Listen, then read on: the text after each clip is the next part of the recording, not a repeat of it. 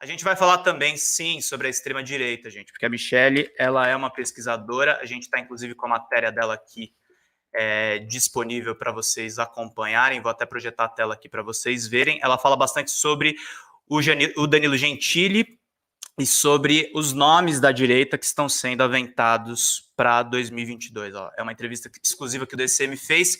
Gentili vai esvaziar um nome de centro para as eleições, diz pesquisadora de extrema-direita ao DCM. Nascida em Vitória da Conquista, na Bahia, Michelle Prado é pesquisadora da direita radical, incluindo também segmentos como alt-right americano e bolsonarismo. Ela anunciou, neste mês de abril, no mês passado, na verdade, vendendo pela internet, o livro Tempestade Ideológica. A obra é fruto de pesquisas que ela faz desde o começo da era do Bolsonaro dentro do campo da radicalização da direita. Ela defende em diferentes entrevistas que outro presidente no lugar de Bolsonaro poderia ter poupado vidas na pandemia do novo coronavírus, além de estabelecer conexões internacionais entre o assessor Felipe G. Martins e extremistas como os Proud Boys nos Estados Unidos. É problema de conexão toda vez que o pessoal viaja para outro local. Não, comigo eu acho que eu tenho um pé, acho que eu pisei alguma coisa errada, porque às vezes tem lives que são ótimas e tem outras que não dá para fazer. E aí, como eu tô... Michelle, alô? Então fica mais difícil. Tá ouvindo agora? Tô ouvindo, tudo direitinho. Tá ouvindo. Explica para mim a sua formação, só pra gente começar a entrevista, vamos lá. Pronto. Na verdade, eu sou decoradora, né? Eu não tinha nada a ver com esse ramo, com essa área, apesar de eu sempre ter gostado do assunto, né? Durante muito tempo, toda a minha vida, na verdade, eu gostei desse assunto.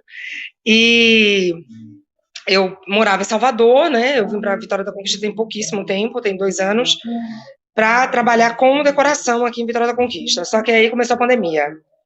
Aí eu virei cozinheira também, para poder ter mais renda, né? Fazer um extra, porque ficou tudo muito difícil. Acho que para quem é autônomo, todo mundo deve saber, né? Que fica muito difícil. E aí, eu já tinha começado essa pesquisa, na verdade, em 2018 ainda, tá, Pedro? Não foi no começo do governo, não. Eu comecei a pesquisar em 2018. Eu comecei a pesquisar em 2018, quando eu percebi, dentro da bolha da direita, eu já vinha percebendo uma radicalização muito forte. E aí, em 2018, me deu algumas coisas das quais eu participei, como um grupo de WhatsApp, onde tinham muitos desses formadores de opinião. Eu participei de algum grupo, e até com o Luciano Ayan, que você conhece, que é nosso amigo. Você fez parte daquele grupo, o Luciano me falou bastante a respeito dele na entrevista que ele fez. Do Internet Livre, né? Explica pra galera o que foi esse grupo, qual foi a importância dele para a eleição. Certo. Eu vou só falar aqui da formação, que aí eu peguei gosto pela pesquisa nesses 2 anos e meio, quase 3 anos, e aí esse ano eu comecei agora a graduação EAD, né, em Ciências Políticas, porque aí agora a minha pesquisa vai ser de forma acadêmica dentro desse assunto de extremismo, com foco na extrema-direita, que é o meu foco de estudo. Até porque, como eu venho da direita, eu consigo reconhecer todos os conceitos, as teorias, né? Eu sei quem falou, eu sei quem foram os propagandistas, eu sei quem trouxe, eu consigo visualizar bem perfeitamente, assim, todo o processo que aconteceu. Então, eu vou focar nesse tema de extrema-direita. O Internet Livre foi um grupo de WhatsApp que, em 2018, eu não sei se vocês lembram, o Facebook e o Twitter eu não lembro, mas o Facebook e o YouTube, ele baniu alguns canais e páginas ligados ao pessoal da direita, né? Na época eu não sabia que se tratava, na verdade, de extrema-direita. Então, para todo mundo que recebeu aquela notícia de que muitos tinham sido banidos do Facebook, muitas páginas, teve muitas páginas do MBL que foram banidas também. Aquele Revoltados Online, né? Aquele Revoltados Online foi banido do Facebook, Foi banido, Revoltados Online, do Marcelo, foi banido o Bolsonaro Opressor, que era do Técio, né? Que foi um dos principais propagandistas que criou a mitificação do Bolsonaro, né, ao longo dos anos, nas redes sociais. O Tércio, que hoje é uma liderança importante dentro do governo, né, Michelle? Sem dúvida, está dentro do Planalto, faz parte do gabinete do ódio. São eles que produzem memes, muita coisa, ataques, né? Parte de lá para outros. Então, quando essas páginas caíram, circulou dentro da bolha da direita que havia uma censura, que estavam censurando os liberais, os conservadores, né? Era retórica, né, narrativa, mas eu particularmente não sabia que se tratava de mentira deles, né? E aí o Luciano Ayan criou esse grupo chamado Internet Livre, onde tinha muita gente, tinha todo esse lixo, estava lá, a Bia Kicis, Ana Paula Henkel, Flávio Gordon, Leandro Ruschel, nossa, era muita gente, Flávio Morgenstern, o Azambuja, né, que tem os alunos do Olavo de Carvalho, o Flávio eu conheço da Faculdade de Filosofia da USP. A maior parte eram os alunos, tinha os alunos, a maior parte eram os alunos do Olavo de Carvalho. E aí me convidaram para esse grupo, eu nunca fui assim influenciadora, eu sempre trabalhei com essa parte, ou com música, que eu gerenciava loja de disco, ou com decoração. Mas como eu escrevia muito na internet e tal, aí eles resolveram me convidar para esse grupo. E dentro desse grupo de WhatsApp, eu já vinha há muito tempo no Facebook, eu ficava mais no Facebook do que no Twitter. Eu já vinha percebendo a radicalização, sabe, que estava acontecendo, muitas pessoas sendo linchadas, todo o processo assim de mitificação em torno do nome de Bolsonaro, tudo aquilo me incomodava muito já há muito tempo. Aí eu entrei nesse grupo, mas eu entrei assim com o pé atrás, porque já aconteciam muitos linchamentos que eu não tolerava. Aí dentro desse grupo, acabei discutindo com a maior parte das pessoas, né? O Luciano é testemunha, porque eu vi as coisas erradas acontecerem, as conversas, e aí eu discutia com eles, discuti com muitos deles, com quase todos, na verdade. Você pode citar uma dessas coisas erradas que vocês enxergaram nesse grupo?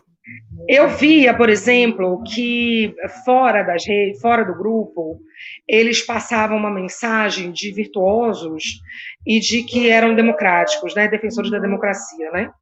E dentro do grupo eu vi mais de uma vez eles sugerirem ruptura, né, com a ordem democrática. Eu vi o Leandro Ruschel dizer que bastava um louco, um general louco, para dar um golpe e que a população iria apoiar. Aí eu também discuti.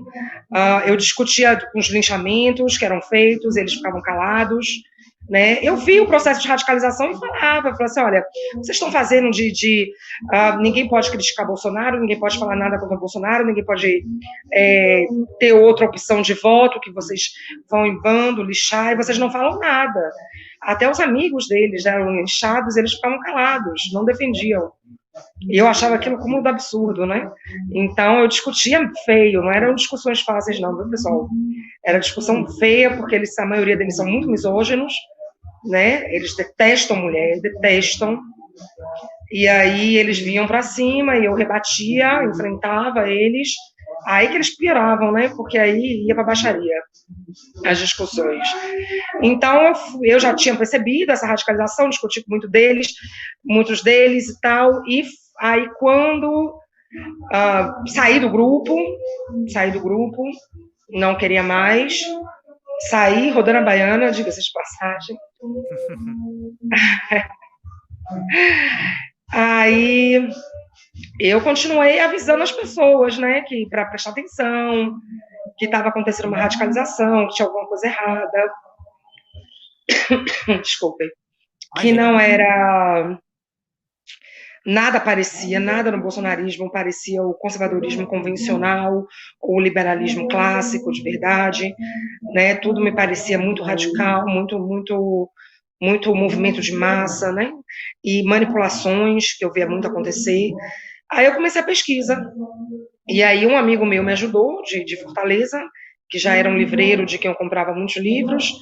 Ele conseguiu para mim muita bibliografia em PDF, porque aqui no Brasil tem muito pouca coisa, né? Assim, sobre a alt-right, sobre a extrema-direita, mais aprofundado, né? Os conceitos, né, que eles defendem, os métodos e tudo. E aí eu comecei essa pesquisa, e quando foi em meados de 2019, final de 2019, na verdade, esse meu amigo falou para mim, eu via muita gente me perguntando as coisas, porque eu falava a respeito do governo Bolsonaro, e logo depois acontecia o que eu avisava.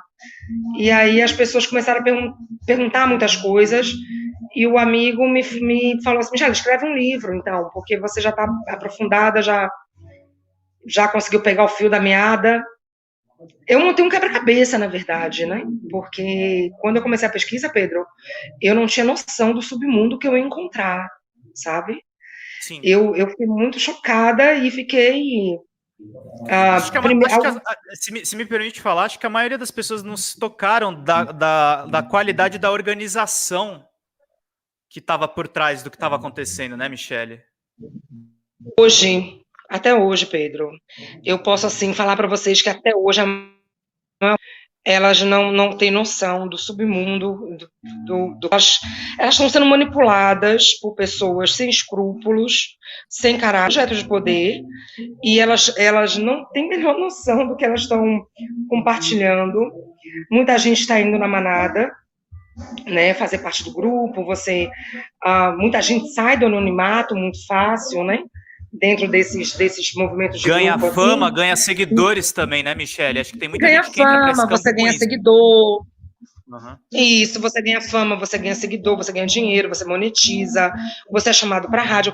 Eu já fui chamada para a Rádio Jovem Pan 2 vezes, e eu recusei as 2 vezes. Eu fui convidada para a Rádio Jovem Pan e recusei os 2 convites.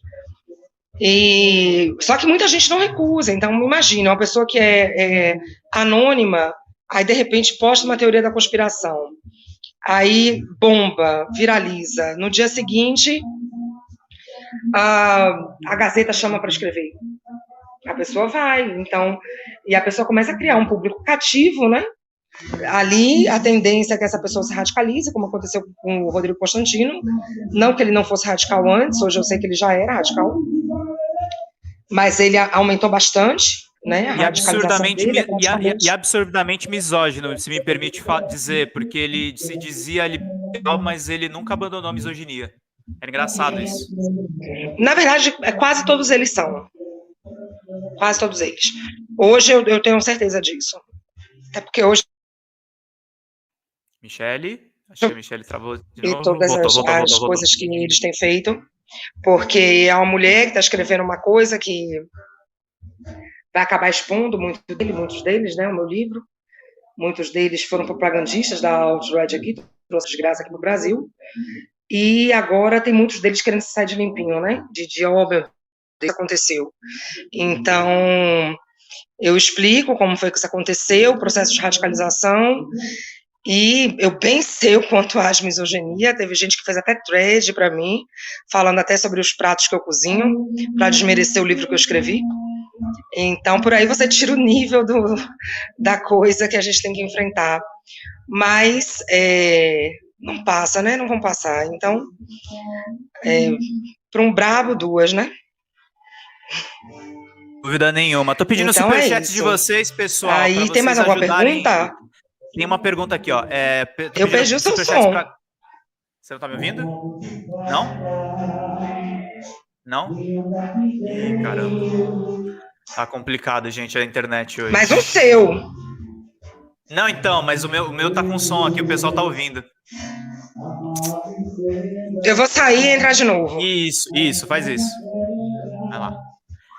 A gente tá tendo aqui alguns probleminhas técnicos com a conexão da Michele. Eu peço desculpas para vocês em nome da equipe. Olha aí, o Ariel Júnior falou aqui um ótimo tema. É isso, gente. A gente precisa ouvir as pessoas do campo de lá para entender o que aconteceu sobre tudo, porque aí a gente vai realmente à origem dos fatos. Qual é o nome do livro dela? Eu tô com o nome do livro aqui para vocês acompanharem. É Tempestade Ideológica. Vocês podem comprar diretamente pela internet.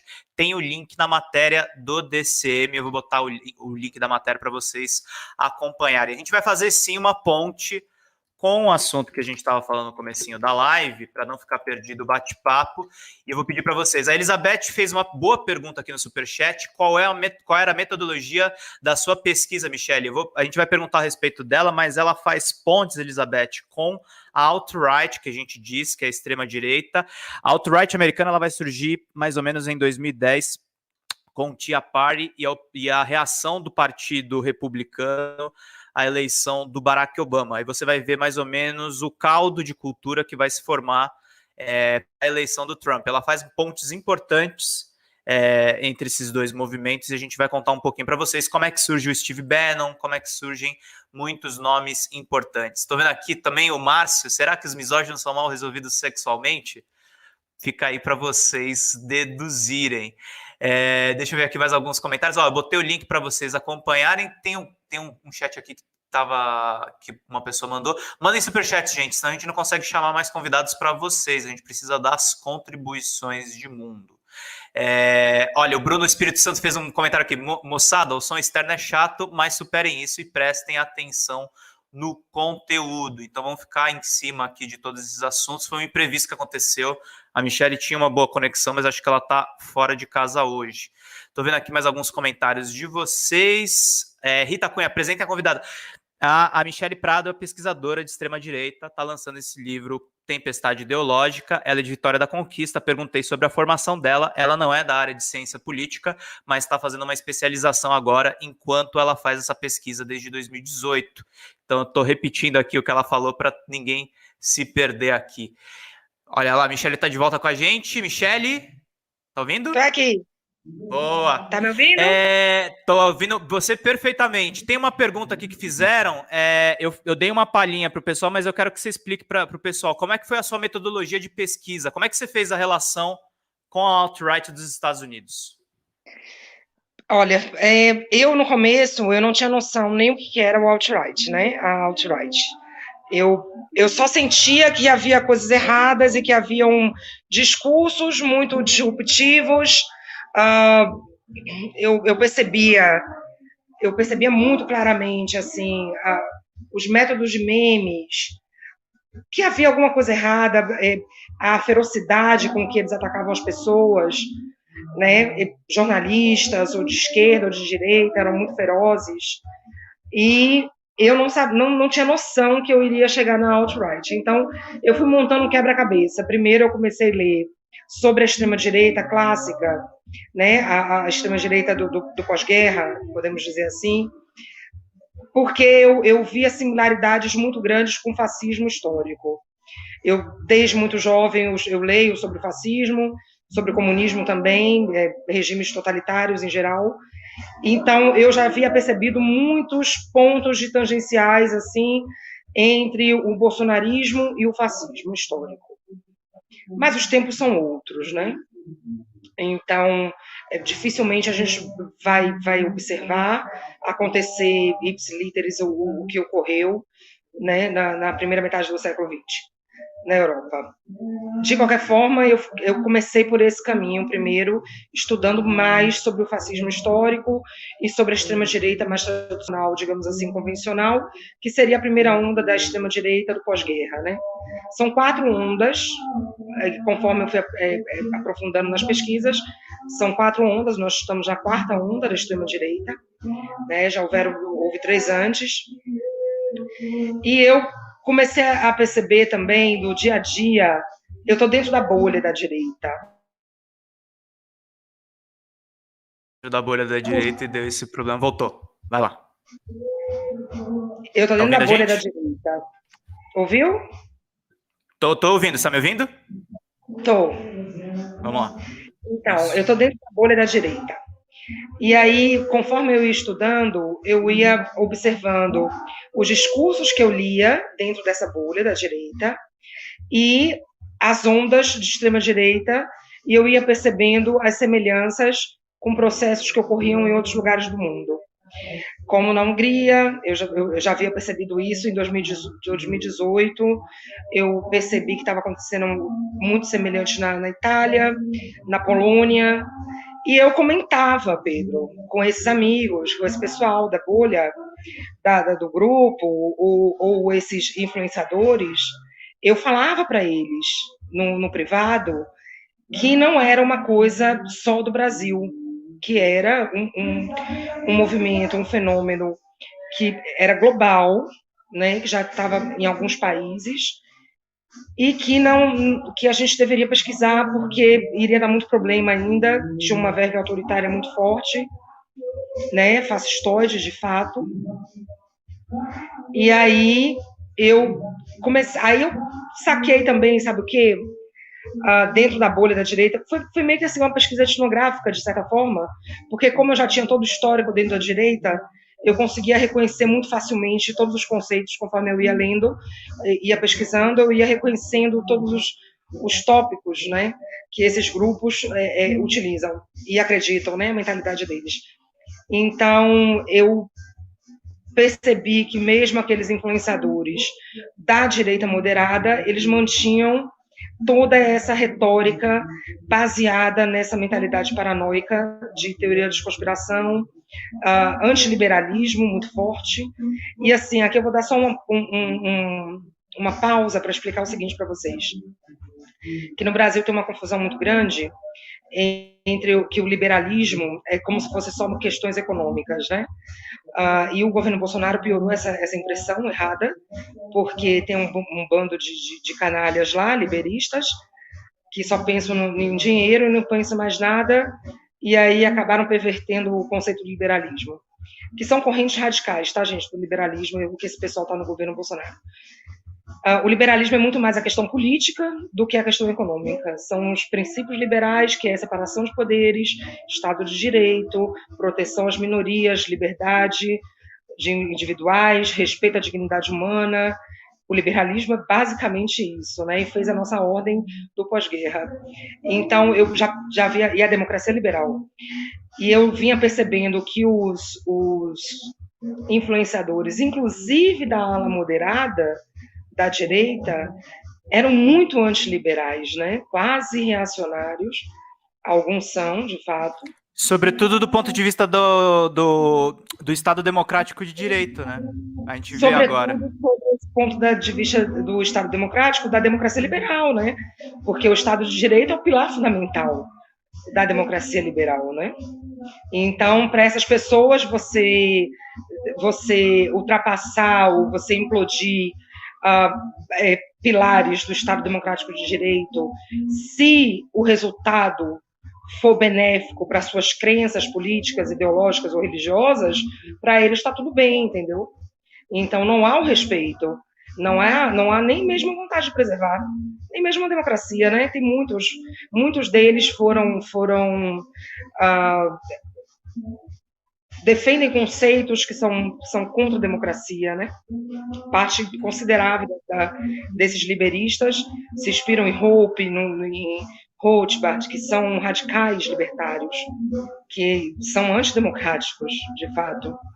E durante muitos anos lá nos Estados Unidos, essas correntes radicais, elas ficaram fora do mainstream, porque a própria direita não deixava entrar no mainstream, né? Só que aí houve esse processo todo dos anos, a internet, o paleoconservadorismo, que é a corrente radical, tá? E com quadros extremistas, é a corrente que inspira, de fato, a alt-right, que seria a direita alternativa. Né? Explica legal essa questão do paleoconservadorismo, que eu acho o conceito super interessante, acho que as pessoas não captam um pouco quando você diz a palavra solta. Explica pra gente, qual que é a definição de paleoconservadorismo? Pronto, eu vou explicar. A direita norte-americana, a direita americana, ela não é uniforme, né? Nem mesmo a extrema-direita mundial é uniforme, tá, gente? Tem, assim, muitas diferenças entre eles, de crenças, inclusive, e de métodos também. Durante os anos, desde o começo da direita nos Estados Unidos, tiveram correntes que eram mainstream, digamos que são os neoconservadores, que seria Reagan, seria Bill Kristol, e eles foram indo mais para o lado liberal, inclusive na questão dos direitos humanos, inclusive nas questões de princípios liberais, de fato, né? Em compensação, também, eles deixaram um pouco de lado a questão de costumes muito tradicionais. Os neoconservadores, por exemplo, não são são contra a segregação racial, e havia corrente nos Estados Unidos. Michele? Essa postura conservadora ou liberal da direita do Partido Republicano, que seriam os paleoconservadores. Eles são muito mais radicais. Eles primeiro que eles têm um foco racial, muito forte, permeia quase todo o pensamento deles, né? Então, leis de direitos civis, ações afirmativas, tudo que envolva a questão racial, eles são muito ferozes contra, porque a questão racial, para essas pessoas, para esse paleoconservadorismo, é um dos pontos principais. E o outro ponto também que é muito forte para eles é a questão religiosa, né? Eles são cristãos radicais, praticamente, né? Eles acham que a política deve ser transcendente, deve se procurar transcendência na política, e a política deve estar ligada aos preceitos cristãos, né?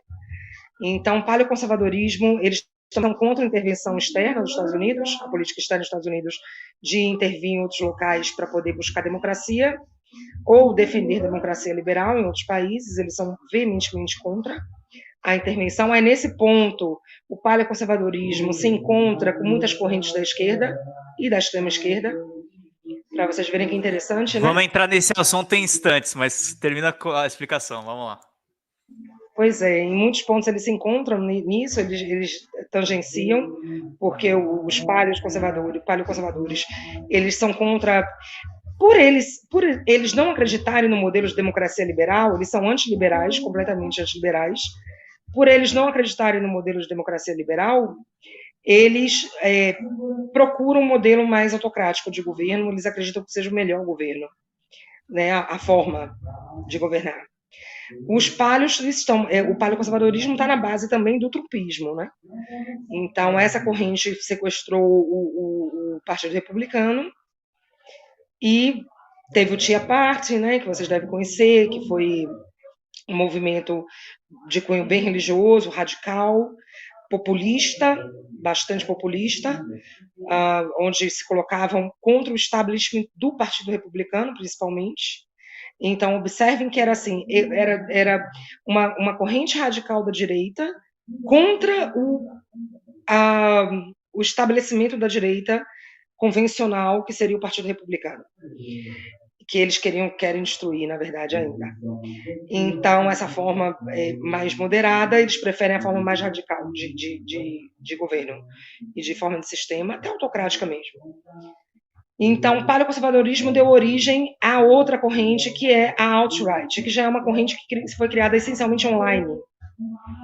Ela foi criada por um paleoconservador, por vários, né? Mas, assim, quem nomeou foi um paleoconservador, que foi o Paul Gottfried, é um dos principais pensadores do paleoconservadorismo, e o Richard Spencer também, que é do mesmo grupo, né, dos paleoconservadores. Richard Spencer, que já foi preso diversas vezes em manifestação, é uma figurinha conhecida. Ele é o supremacista. O Richard Spencer, ele tem ligações com blogs neonazistas, ele criou um instituto também de pesquisa, de publicação de livros, de artigos, todos com esse foco, com esse viés radical, extremista até, porque ele prega não apenas oposição aos princípios liberais, mas ele prega etnoestados, né, comunidades homogêneas, brancos separados, quase um nacionalista branco, o Richard Spencer. E tem ligações também com neonazistas, alguns sites, centros de monitoramento já publicaram isso. E o Paul Gottfried, que é um antiliberal, muito ferrenho, muito radical. E assim, o que eu queria falar com vocês assim é que a coisa é tão louca que a gente tem a imagem, eu tinha a imagem, de que a extrema-direita era neonazista, suástica na testa, aquele estereótipo, né, que a gente tem na nossa mente. E, na verdade, hoje a extrema-direita, pessoal, são filósofos, são professores, são gamers. Eu enfrento uma resistência muito grande, Michele, porque eu tento... Eu não sou contra os gamers, tá, gente? Pode jogar videogame à vontade, podem jogar o que vocês quiserem, inclusive. Mas é engraçado como a comunidade gamer ela é muito engajada e ela virou um celeiro para a extrema-direita. Uma incubadora. É uma incubadora. Ela é uma incubadora de crescimento É, exponencial. Deixa eu só é. puxar um outro assunto. Você falou um pouco da extrema esquerda e da extrema direita. Veja bem, eu tenho algumas diferenças ideológicas. Opa, Seu som Michele, tá ouvindo a fugiu. gente? Tá Tô. ouvindo? Voltou. Deu uma travadinha, voltou agora. A De gente vez em sabe quando. que a democracia ela permite essa coisa maravilhosa que é a gente ter discordâncias. Assim, por exemplo, você é uma liberal, eu tenho algumas críticas ao liberalismo. Mas eu também não me situ, eu não aceito, por exemplo, governos que sejam autoritários. Aí tem uma coisa muito curiosa, porque assim, eu faço reportagens sobre o Olavo de Carvalho desde 2017. Entrevistei a filha dele, fui atrás das fontes de financiamento dele nos Estados Unidos. E eu sou um pouco masoquista, eu comprei os livros dele menos famosos. E tem esse livrinho aqui que eu acho muito interessante aqui, ó. Os Estados Unidos e a Nova Ordem Mundial. É um livro. Opa, Michele tá vendo aqui. É um livro de debates dele com esse teórico russo, que é considerado o guru do Putin, que é o Alexander Dugin. Ele é amigo de um influenciador de esquerda aqui no Brasil, que é o Pepe Escobar. Me conta um pouquinho, o que você encontrou de Dugin na extrema-direita? Quais que são as intersecções? Porque o pessoal fala desse livro, eles discordam do debate, mas, por exemplo, o Olavo e o Dugin aceitam o nacionalismo extremado, por exemplo. Queria que você falasse para a galera quais são as convergências. Bem, quem introduziu o Dugin aqui no Brasil foi o Olavo, né? Através desse debate, o livro saiu anos depois do debate, mas o debate foi no 2006, se não me engano, 2008. O livro é de 2012. 2012. O livro ou o debate? Não, o livro é de 2012. Eu acho que o debate é de Mas 2006. o o Olavo já havia falado sobre o Dugin aqui no Brasil antes disso, bem antes de 2012. Até tem no meu livro tem um trecho no qual ele admite que foi ele que introduziu o Alexander Dugin aqui no Brasil. Tem um artigo do Olavo onde ele diz isso. O Dugin, na verdade, é extrema-direita, né? Ele não é extrema-esquerda. Então, vocês estão me ouvindo? Estamos te ouvindo, eu estou mostrando aqui uma matéria da agência pública muito boa que ela mostra as aproximações do Dugin com o Olavo e com o Steve Bannon. Mas pode seguir na explicação esse que livro, vai ser legal. É maravilhoso. Esse livro do Benjamin Teltemau é o Guerra pela Eternidade. É um livro muito bom, eu recomendo a todos lerem. Nesse livro, o Benjamin ele pesquisa o tradicionalismo, esse triunvirato, né? Que seria o Bannon, o Steve Bannon, o Alexander Dugin e o Olavo de Carvalho. Os três são tradicionalistas, né? Que é uma corrente esotérica, uma corrente filosófica esotérica, que disruptiva, né? Procura um caos, porque na mentalidade deles nós estamos vivendo um ciclo, a vida na verdade é um ciclo, as eras da humanidade, nós estaríamos numa idade das trevas. E para se sair dessa idade das trevas, haveria primeiro que se destruir o que existe hoje, para depois recomeçar da maneira como eles acham que é a forma perfeita. É o perennialismo, né? No caso. Olavo diz que ele não é perennialista, mas assim, tem que ter muito cuidado com o Olavo, porque ele tem uma capacidade de manipulação linguística onde ele, ao mesmo tempo que ele está negando uma coisa, na verdade ele está fazendo a propaganda daquilo, né? Ele faz isso muito, com muitas coisas. Outro, por exemplo... É uma lógica de influenciador de internet, né? Hã? É uma lógica de influenciador de internet. Fala mal de uma coisa até ela se propagandear. Isso. Ele virou um fenômeno online, né?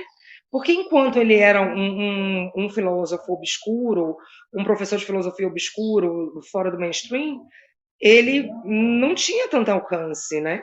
Ficava dentro da bolha ali, daquele pessoal que escrevia na Dicta e Contradicta, né? Ficava numa bolha bem, bem limitada.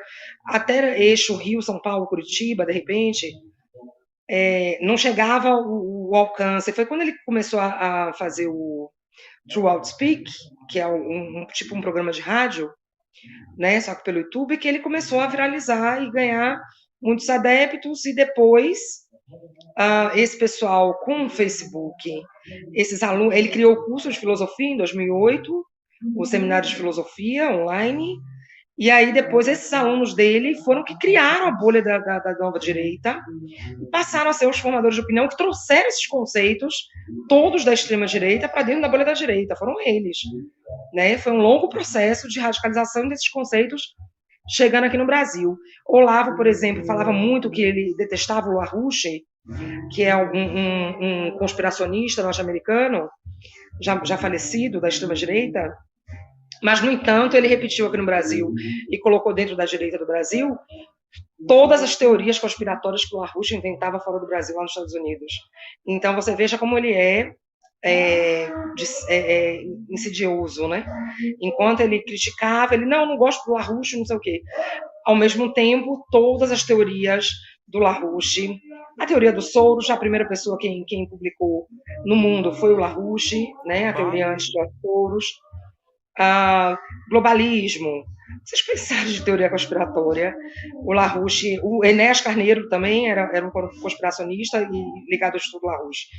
Só que o Olavo, ele diz que ele não gosta, mas aí depois ele vai lá e explica tudo daquilo e fala a teoria. Outra pessoa também que ele faz isso, ele fala que ele não gosta da Nouvelle Droite, que é a extrema-direita francesa, né, do Alain Besnoy, e ele diz que não gosta, que não concorda, mas quando você lê, você vai ver tudo que o Olavo escreveu, depois que você conhece os conceitos da Nouvelle Droite, você sabe que está tudo ali. Então, a Nouvelle Droite também entrou aqui no Brasil, através do Olavo e dos alunos dele, e o Alexandre Duguin, idem. O Duguin, ele se inspira muito nessa Nouvelle Droite, que é a extrema-direita francesa, que foi criada nos anos 60, 1968 na França, são de fato reacionários, né? São a maior parte anti-liberais. Alguns são extremamente racistas. Ele recupera também uma Rússia. Ele também recupera uma Rússia pré-soviética, uma coisa muito doida. Porque ele quer uma coisa pré-cristã, pré-soviética, né? Isso aí também é da mentalidade da Nouvelle Droite. Porque a Nouvelle Droite, ela não é antissecularista, né? Ela é secularista, então ela acredita que, na verdade, precisa se voltar para uma forma de sistema, de governo, de comunidade pré-cristã ainda. Então, você veja que a extrema-direita no mundo hoje, ela vai juntando elementos de muitas correntes diferentes. A alt-right, por exemplo, usa muita coisa da Nouvelle Droite. Aqui no Brasil, o bolsonarismo tem muita coisa da Nouvelle Droite. E tem grupos de esquerda aqui no Brasil que também utilizam muita coisa da Nouvelle Droite, que são os grupos ligados ao Alexandre Dugin. Né? Tem a Nova Resistência. Sim. Eu não sei se esse Pepe Escobar é da Nova Resistência, mas a Nova Resistência é ligada ao PDT, né? Então, tem um rapaz do PDT que apareceu em lives no Duplo Expresso com esse Pepe Escobar, Gustavo Castanhon, aqui de São Paulo. Eu acho que é a mesma turma, ô Michele. Lançaram um candidato, eu acho que lançaram. Não sei se ganhou, mas lançaram um candidato, e são pessoas ligadas ao Alexandre Dugin, né? Gente, o Alexandre Dugin, ele tem uma proposta que seria a quarta teoria política. Na cabeça dele, primeiro que ele é ultranacionalista, tá? Ultra-reacionário, antiliberal, antidemocrático e extremamente antissemita. Extremamente antissemita, o Alexandre Dugin. Ele propõe que, nem na cabeça, segundo ele, o conceito dele, da quarta teoria política, nem o comunismo deu certo, nem o liberalismo, nem o fascismo. Então, seria preciso criar uma nova via, uma nova corrente, que seria a quarta teoria política, no qual elementos que na cabeça dele seriam os melhores de cada um desses seriam aglutinados para se fazer essa nova teoria. Então, na teoria dele, a gente vai encontrar elementos nazifascistas, como também elementos do comunismo, né? E do quase nada do liberalismo, porque ele é bem antiliberal. Ele tem um histórico muito longo lá na União Soviética, mas ele ganhou proeminência com a eleição do Putin, né? Alguém escreveu alguma coisa. Ele ganhou muita proeminência, né, com a eleição do Putin, ele ganhou o cargo, criou um observatório conservador, lá na Rússia, né, para estudar. Levou muita gente, traduziu coisas da novela Drouin para o russo. E eu não sei se você sabe, tem um ponto muito interessante do Dugin. A alt-right traduz as obras do Dugin, tem uma editora própria, a extrema-direita, que se chama Arctus, do Daniel Friedberg, e eles traduzem todas as obras do Alexandre Dugin. O Alexandre Dugin tem muitos fãs na extrema-direita da Europa, né? Porque, no fim das contas, eles são antiliberais, né? A Rússia é antiliberal, o Putin, ele pretende, como não consegue exportar o modelo autocrático, que seria uma democracia liberal, como ele faz na verdade, ele tem uma cleptocracia lá na Rússia, né? Como ele não consegue exportar esse modelo, então ele investe para que se implodam os modelos de democracia liberal no Ocidente. E está conseguindo, né? Vários países já estão acontecendo retrocessos. Então, muito o Dugin, ele não chega a ser o conselheiro, tá, do Putin. Ele ganhou muita proeminência no governo do Putin, mas filosoficamente o Putin ele se inspira mais num outro filósofo russo mais antigo. O Putin se cerca por várias fontes, né? A gente não pode também, não estamos querendo pregar o Dugin, mas é interessante, ele ganhou fama, eu vejo nas notícias, não me aprofundei nos estudos deles, mas eles dizem assim, é o guru do Putin, e fizeram uma comparação com o Olavo, de fato, que o Olavo, a gente sabe, ele não manda tudo no governo Bolsonaro, mas influencia Sim, de certa bastante. forma influencia e conseguiu muito espaço, como eu falei, ele conseguiu espaço em órgãos, né, como órgãos públicos na Rússia, influencia, lógico, Putin, filosoficamente não é o principal influenciador do Putin, porque o Putin ele tem, na verdade, um foco, e ele é muito mais influenciado, que é um fascista, de fato, que é o Illich, eu não sei falar russo, Ivan Illich. Então, tá reabilitando esse pensador, né? Esse pensador é pré-fascista, tá? É pré Primeira e Segunda Guerra, e o Putin se inspira bastante nele. Tem uma outra coisa, assim, que talvez vocês não saibam, vocês não tenham noção ainda. A Rússia, ela financia movimentos de extrema-direita no Ocidente há muitos anos, há décadas, né? Financia, por exemplo, Le Pen, Front National na França, Front National, financia movimentos na Itália, na Alemanha, na Áustria, na Ucrânia, na Polônia, na Hungria. Eles têm nos Estados Unidos, eles financiam têm muitas relações, muitos financiamentos, porque quanto mais você financia esses movimentos de extrema-direita que pretendem romper com a ordem liberal, melhor para Putin, né? Porque o objetivo dele é esse, na verdade. Tanto que ele foi um dos principais, na época do Brexit, da saída do Reino Unido, da União Europeia, a Rússia foi um dos principais influenciadores, assim, patrocinou bastante, né? Pessoas lá acho que tem até ainda investigação ainda em curso, que patrocinou o UKIP, patrocinou o Farage. Então, para vocês verem que coisa louca, né? Muita coisa conectada, muito submundo, e no frigir dos ovos, o Dugin é a extrema-direita, tem muitas coisas semelhantes com as crenças do Olavo de Carvalho e dos alunos dele, porque está tudo dentro desse imaginário, desses conceitos que permeiam a extrema-direita, né? Então, é perigoso o Dugin, muito. Eu espero que não cresça dentro do Brasil, mais do que já cresceu, porque ele tem ainda elementos ainda mais fascistas do que... Entendi. Tá ouvindo a gente? Alô? Michele? Acho que a Michelle tá com algum problema aqui lá de conexão, gente. Tá arrumando alguma coisa lá. Não, ela não é filha do Pepe Escobar, Douglas. A gente vai perguntar do QAnon daqui a pouquinho. Deixa eu ler alguns superchats de vocês, tirar aqui também um gado bolsonarista que está invadindo a nossa live. Vai lá para outro lugar, aqui não é realmente o seu lugar. Muita gente também elogiando, gente. Obrigado pelos elogios aqui também, ó. O Alcides Ágio, nosso membro, está lembrando: comunismo não tem nada a ver com essa ultradireita. Putin não é comunista. Deixa eu ver aqui mais alguns comentários. O pessoal, o Soviet Audio está falando aqui: esquerda na Rússia é o Partido Comunista da Federação Russa, mas é uma esquerda domesticada também até certo ponto, mas denunciam a falsificação da história sobre a União Soviética. Interessante, soviético, muito bom a gente saber. Robinson Rob Sobreira: NWO simula profecias para culpar ciclos e profetas. Estou vendo aqui mais alguns comentários de vocês. Muita gente acompanhando aqui a nossa discussão. Luiz Campelo mandou para a gente aqui também: o comunismo só existe como ideia, o que houve foram adaptações, leituras, tentativas, distorções. Talvez tribos indígenas antigas tenham vivido mais próximo do comunismo. Muito bom, Luiz. É uma leitura interessante aqui. Gente, a gente não quer encerrar o debate, como o Kiko gosta de falar, a gente está incentivando o debate, eu estou trazendo informações para vocês. Teve até o elogio aqui da Anne Chaves, que eu achei muito legal.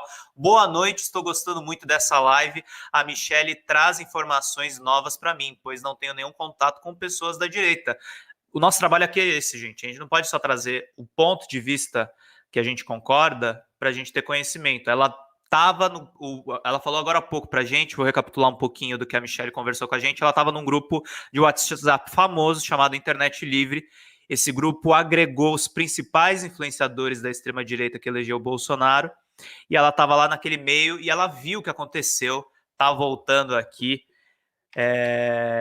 para conversar aqui conosco. Então, por isso que eu estou trazendo essa discussão. Não estou querendo, não é difamação, não tem nada a ver com isso. Eu estou dando informações, principalmente porque o Dugin é amigo, segundo o próprio Pepe Escobar, do Pepe Escobar. E ele fala muitos conceitos. O conceito de Great Reset é um conceito nacionalista do Dugin, que ele fala da pátria eurasiana. Se vocês são o público do Pepe Escobar, vocês já devem ter ouvido essa expressão. Foi essas palavras que acabaram acendendo aí o meu sinal amarelo, assim, para tentar descobrir quais eram as influências do Pepe Escobar. E tá, assim, gente, tá escrito nesse livro aqui, boa parte das ideias dele. Olha lá, o Cid Zage falando aqui: Pepe Escobar, então, está certo sobre a conspiração de extrema-direita? Então, ele, na verdade, está seguindo as ideias de um cara que é extremamente autoritário na Rússia. Então, eu não sei, assim, eu vejo assim, se vocês digitarem Great Reset na mídia internacional, fora os meios que ele escreve, eu vi no Breitbart News. O Breitbart News, para quem não conhece, é o jornal do Trump nos Estados Unidos, fora da Fox News. É um jornal de fake news, tipo um Terça Livre, e eu vi coisas que o Pepe Escobar falou em sites de extrema-direita americanos. É muito esquisito esse tipo de coisa. Por isso eu tô falando essas coisas para vocês. A Michelle tá voltando aqui daqui a pouquinho. Eu vou mostrar mais algumas coisas para embasar tudo isso que eu tô contando para vocês. Gente, eu vi até um cara tirando sarro no chat. Você não chuta? Gente, eventualmente jornalistas erram, mas o que eu tento falar para vocês são fatos para a gente não ficar meramente na especulação. Deixa eu ver aqui, o Lincoln Bortolin mandou aqui: boa live, conteúdo muito bom, poderia melhorar a qualidade do vídeo. Pois ela tá tendo esse problema, porque parece que ela não está em casa, então a gente teve esse probleminha. Alcides está perguntando: MBL estava nesse grupo? Aparentemente sim, Alcides, porque o Arthur Mamãe Falei e o Kim Kataguiri fizeram campanha pro Bolsonaro lá em 2018, né? Então eu acho que eles estavam envolvidos nesse grupo sim. Michelle tá com a gente? Oba! Acho que ela tá carregando aqui ainda, gente. Vou deixar ela aqui. Pronto, voltou. Tá ouvindo a gente? Então. Tem uma pergunta que apareceu aqui. Procurando no sítio. Fica tranquila. Deixa eu te fazer uma pergunta mais básica. A gente já foi longe com a questão do Dugin, mas tem perguntas aqui do chat muito interessantes. Onde a teoria QAnon se situa nesses seus estudos da extrema-direita e outras teorias que a gente vê mais chamando a atenção? Por exemplo, essa do Felipe G. Martins, do gesto, daquele gesto de Doc Whistle. Sim. Como é que isso se insere? Como é que os caras fazem esse tipo de linguagem? Por que isso é tão perigoso? Pronto, eu vou falar primeiro a do Cannon, né? Assim, como eu falei para vocês... lembrei a outra pergunta. Estão perguntando por que o Olavo de Carvalho se aproximou dos terraplanistas? Isso é boa também. Eu vou começar por essa, então, porque aí a gente consegue criar uma linha de raciocínio para vocês entenderem o restante. O Olavo de Carvalho ele fez isso é um processo de manipulação neurolinguística, tá, pessoal? Quando você rompe parâmetros de aceitação de certos absurdos, você cria na pessoa uma, uma abertura para que a próxima coisa que ele diga, a pessoa aceite sem contestação. Então, quanto mais absurdo ele lança um determinado fato, aquelas pessoas que já estão ali dentro completamente abduzidas por ele vão aceitar outras coisas que ele falar com menos oposição, digamos assim. Então, quando ele fala que a Terra é plana, ele está fazendo duas coisas. Ele está manipulando linguisticamente os seguidores dele para que na próxima coisa que ele falar aceitem qualquer absurdo que ele diga. Tá? É a ampliação dos parâmetros, tá? Dos limites de aceitação no absurdo. Ele vai ampliando esses limites de aceitação. E a outra coisa também é porque ele fica testando a devoção dos alunos, porque não sei se vocês sabem, mas ele costuma fazer processos de execração pública, né? De alunos que discordam dele. É muito comum ele fazer isso. Ele cobra um então, necrológico, né, Michele? Das pessoas que entram. Você sabe eu disso, falo do necrológico no livro, eu falo, Pedro, do necrológico no livro, é uma das primeiras aulas, se não me engano, na segunda aula dele. Eu nunca fui olavista, nunca fiz o curso dele, mas na pesquisa, né, eu pesquisei bastante sobre isso, eu vi toda a grade, eu consegui toda a grade dele de curso, dos livros que ele indica, de tudo, até para eu ver onde que estavam os livros que se encaixariam dentro da extrema-direita, né, de fato, assim, para eu também não ser leviana. Então, na segunda aula, ele faz o necrológico. O que seria esse necrológico? Ele pede para cada aluno escrever uma carta como se ele já tivesse morrido e quem ele gostaria de ter sido, né? Então, seria assim, um exercício para que a pessoa se visse melhor do que ela, da melhor forma possível, né? De como ela seria. Isso já mexe também na sensação desses alunos de pertencer a alguma coisa muito especial e também de se acharem super-humanos e super invencíveis e superiores às outras pessoas, né?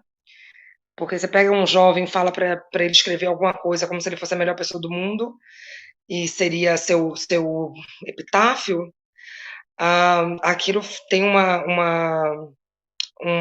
exerce um fascínio, um poder dentro da mentalidade desses jovens muito forte ao ponto de muitos deles fazerem muitos testemunhos públicos até com cerne assim como se fosse uma coisa religiosa, sabe? Os testemunhos públicos que muitos alunos do Olavo fazem, muitos testemunhos.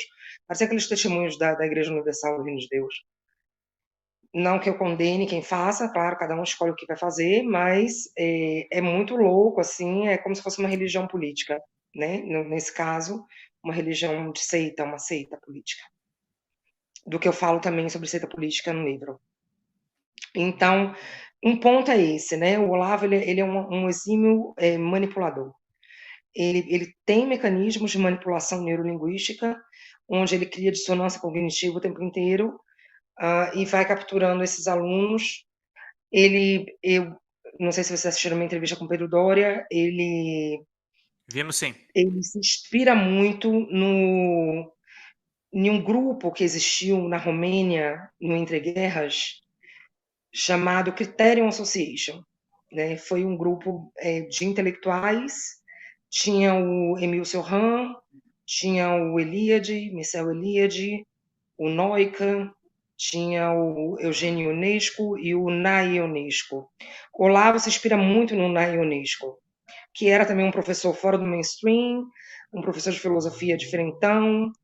Tá tudo no livro, eu conto isso para vocês. E Olavo viveu muito tempo na Romênia, né? Não sei se vocês sabem. Ele viveu parte da vida dele na Romênia. Então, com certeza, ele sabe o que ele estava fazendo, ele tem conexões com esses pensadores lá. Esse grupo, Criterium, a maior parte deles entrou para a Guarda de Ferro romena, que foi os legionários. Um dos nomes que você falou é o Andrei Piezu. Hã? Um dos nomes que você falou da Romênia é o Andrei Piezu. Mas o Pleiso é bem mais recente, tá? O Pleiso não faz parte da Criterium, não. O Pleiso é contemporâneo nosso, né? O que eu estou falando aqui, Pedro, é anos 20, anos 30, tá? Anos 40, assim, é no Entre Guerras, lá na Romênia. O Playzool já é de uma outra geração, uma geração mais nova, Tá. né? Da Romênia. Eu tenho até um livro do Playzool, que é bem interessante. Que ele fala sobre o. Eu tenho um livro dele que ele fala sobre o período do comunista, né? Na Romênia. A Romênia passou por muitos processos, né? Muitos regimes autoritários e totalitários. Esse é antes, esse é o Emil Cioran, é o Michel Eliade, é o Constantinoica, e quase todos eles se tornaram fascistas, de fato, né? Entraram para os legionários. Anos depois, o Emil Cioran pediu desculpas, né? Muitos anos depois. O Eliade tentou também se descolar, né, dessa fase dele fascista, mas está tudo no livro, assim, é bem interessante vocês lerem, porque assim, às vezes a gente acha que é uma coisa original que o Olavo está fazendo, e na verdade não é original, né? Ele copia muita coisa de muita gente, e eu tenho certeza que um dos principais inspiradores dele foi o Ney Ionesco, da forma, pelo menos, de se fazer aulas de filosofia. Eu até coloquei um testemunho do Eliade, um livro, um trecho, onde é muito semelhante com os testemunhos dos alunos do Olavo de Carvalho.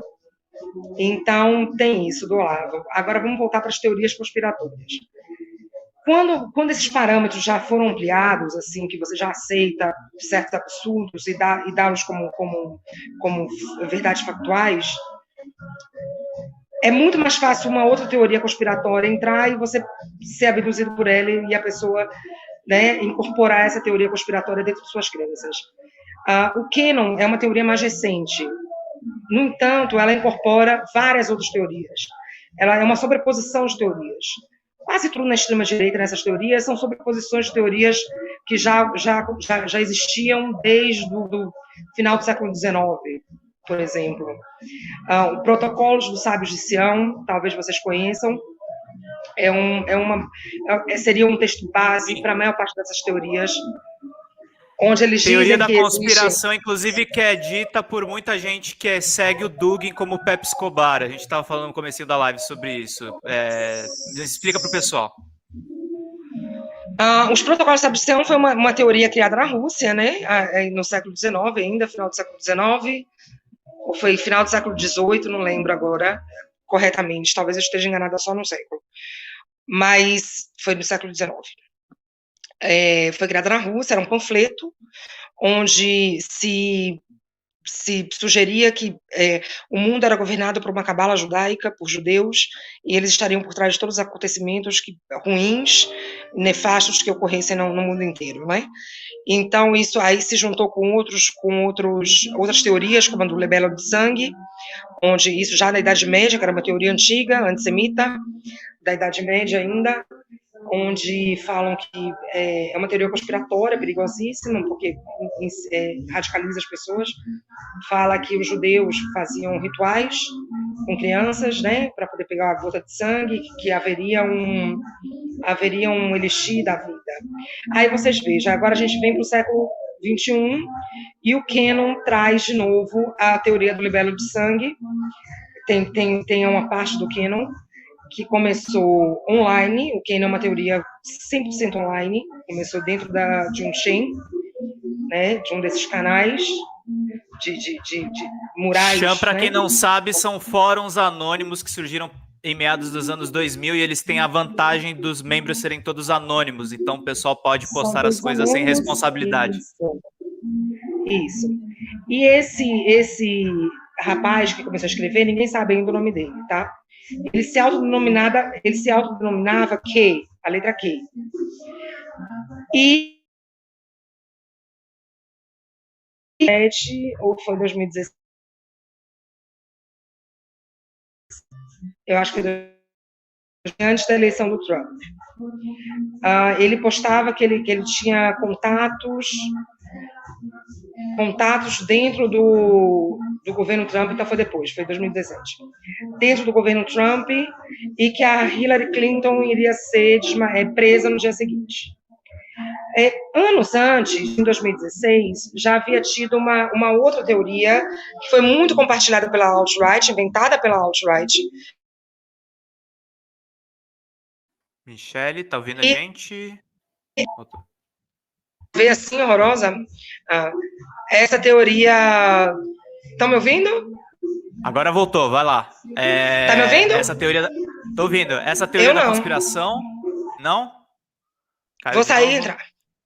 Tá. Michele tá acertando a conexão dela, a gente tá tendo esses problemas imprevistos aqui. Tô vendo o Robson Sodreira mandou pra gente aqui. Michele cite maçonaria e satanistas no Reset Mundi. Então, eu falei agora há pouco, o Great Reset. É uma teoria da conspiração.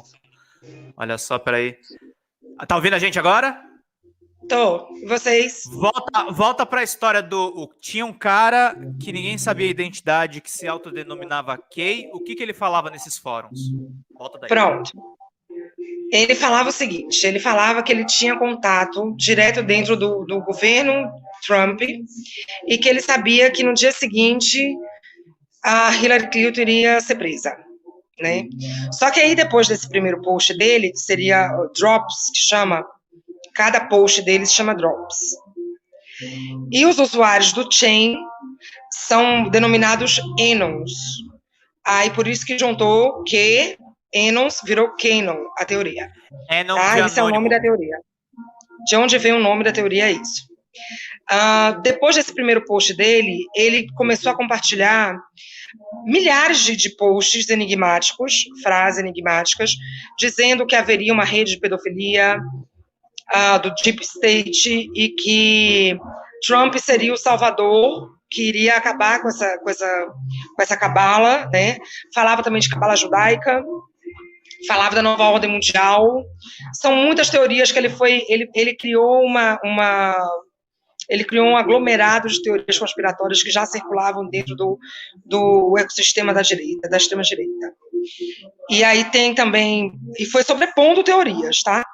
Aí tem a teoria dentro do Keno, que essas redes, que os liberais, né, o Partido Democrata, junto com os Rothschilds, junto com judeus, junto com as elites liberais do mundo, faziam rituais satânicos. Michele. Estão ouvindo? Rituais satânicos. Para recolher o sangue dessas crianças, que dentro do sangue haveria um hormônio que é liberado pela adrenalina, chamado adenocromo, e aí esse adenocromo serviria para o elixir da vida, para a juventude, o elixir da juventude. Então, essas teorias começaram a circular muito, muito forte. Dentro, primeiro, gente, era dentro das redes, dentro desses chains. Só que depois, influenciadores da alt-right tiraram essas teorias do chain, como quase tudo acontece assim, e levaram para suas redes sociais, né, seus canais. Então, a teoria viralizou no mundo inteiro. Hoje é um problema sério, inclusive tem países, por exemplo, no Reino Unido, já existem institutos para desradicalizar pessoas, né? Porque eles estavam por trás do atentado no Capitólio, a gente não pode esquecer. Principais nomes do... Tem também, tem Canons na invasão do Capitólio do dia 6, teve Canons, teve Proud Boys, né? Teve o Oath Keepers, que é uma outra milícia de extrema-direita americana. A milícia americana, diferente eu explico isso no livro também, é um pouco diferente do que a gente entende por aqui como milícia, porque a nossa milícia aqui no Brasil, a gente está sempre pensando na milícia de traficante ou de policial, na verdade, né? De pessoas agentes da lei, policiais, que se tornam bandidos, que são bandidos e fazem milícias, né? Criam suas próprias milícias para poder aterrorizar e fazer um estado paralelo. Então, nosso entendimento em geral é assim, não sei se vocês concordam comigo. Nos Estados Unidos é um pouco diferente. A milícia de lá, os anos 90 começou um longo processo de fabricação de milícias antigovernamentais de extrema-direita, lá nos Estados Unidos. Eles têm diferenças entre eles. Algumas milícias lá são radicais, extremistas, religiosos, supremacistas religiosos, como, por exemplo, a Identidade Cristã, que é uma milícia perigosa, inclusive, né? Um grupo perigoso, terrorista. Tem as milícias antigovernamentais, que aí, essa milícia antigovernamental, elas não querem nenhum tipo de interferência do Estado em nada, do governo. Então, eles defendem muito o direito ao porte de armas, que a direita brasileira também pegou e se sugou de lá, né, essa pauta. Defendem muito o porte de armas. Tem uma milícia chamada 3%, que eles fazem uma leitura equivocada da Constituição americana, onde eles dizem que eles são os 3% de colonos que têm direito a ter armas e tal. Também o porte de armas lá é um assunto que mobiliza bastante essas milícias, e eles realmente se armam, porque ela é permitida em muitos estados, né? Tem o Proud Boys, que é uma milícia supremacista, e há diferenças também de supremacista, porque tem supremacista branco, tem supremacista étnico, tem supremacista religioso. O Proud Boys mistura todos esses tipos de supremacistas, né? Nós temos todos os tipos dentro, tem neonazistas, inclusive, dentro do Proud Boys. Proud Boys que tem participação explícita e praticamente declarada, tanto do Felipe G. Martins quanto do Eduardo Bolsonaro, né, Michele? Na verdade, não chega a ser declarado, porque eles é muito difícil essas pessoas fazerem as coisas declaradas, né? Na verdade, ao longo dos anos, Pedro, é o seguinte: todos esses influenciadores da alt-right chegaram para a gente da bolha da direita através desses influencers ligados ao Olavo de Carvalho. Então, foi criado aqui no Brasil, o bolsonarismo foi forjado em cima dessas crenças da alt-right americana. Porque Felipe G. Martins, Alexandre Borges, muitos deles, todos eles praticamente, traziam esses influenciadores, como, por exemplo, o Paul Joseph Watson, que nem é tão extremista assim, mas o criador do Proud Boys, que é o Gavin McInnes, né, foi muito elogiado por essas pessoas. Que é fundador da Vice. Eu acho incrível essa história, como ele saltou de uma publicação de esquerda para virar fundador dos Proud Boys, né? O fundador dos Proud Boys, pois é. E só depois que eu fui saber, conforme eu fui pesquisando, eu falei, caralho, desculpa, gente, palavrão. Não, pode falar, tranquilo. Pode, ótimo. Até porque é um assunto pesado, né? A gente tem que falar umas palavras de vez em quando. Eu xingo a beça, vocês nem imaginam. Aí, o fundador do Proud Boys, em 2015, 2016, tinha influenciador do Olavo, né, os alunos, que hoje é anti-bolsonarista, dizendo que o Gavin era um gênio. Então, a minha tese no meu livro, eu quero que vocês leiam, está chegando agora dia 18, com fé em Deus, porque atrasou, a editora atrasou um pouco, mas já está chegando agora para começar a enviar quem comprou na pré-venda, graças a Deus. Minha tese é que nós fomos radicalizados, a direita foi bastante radicalizada ao longo dos anos, e todos esses conceitos foram trazidos para cá, e são conceitos da alt-right, extrema-direita e a alt-right. Basicamente, 99%. E quando a gente entende isso, Pedro, a gente até consegue se antecipar a certos movimentos deles, sabe? Porque aí a gente consegue não só compreender o que o Bolsonaro está fazendo, como se antecipar a ele, né? E conseguir interromper a rede que eles estão criando, que é uma rede que pretende uma ruptura democrática. Então, é algo que todo mundo tem que prestar muita atenção. E mais ainda, interromper isso porque está de tal maneira entronizado dentro da direita que vai ser muito difícil. Mesmo que Bolsonaro saia, pessoal, a extrema-direita já está no Brasil. E já é um movimento forte o suficiente para eleger uma outra pessoa, futuramente. Talvez até uma pessoa pior ainda do que o Bolsonaro. Então, por isso que é tão grave e por isso que eu venho enfrentando ataques do pessoal da direita, né?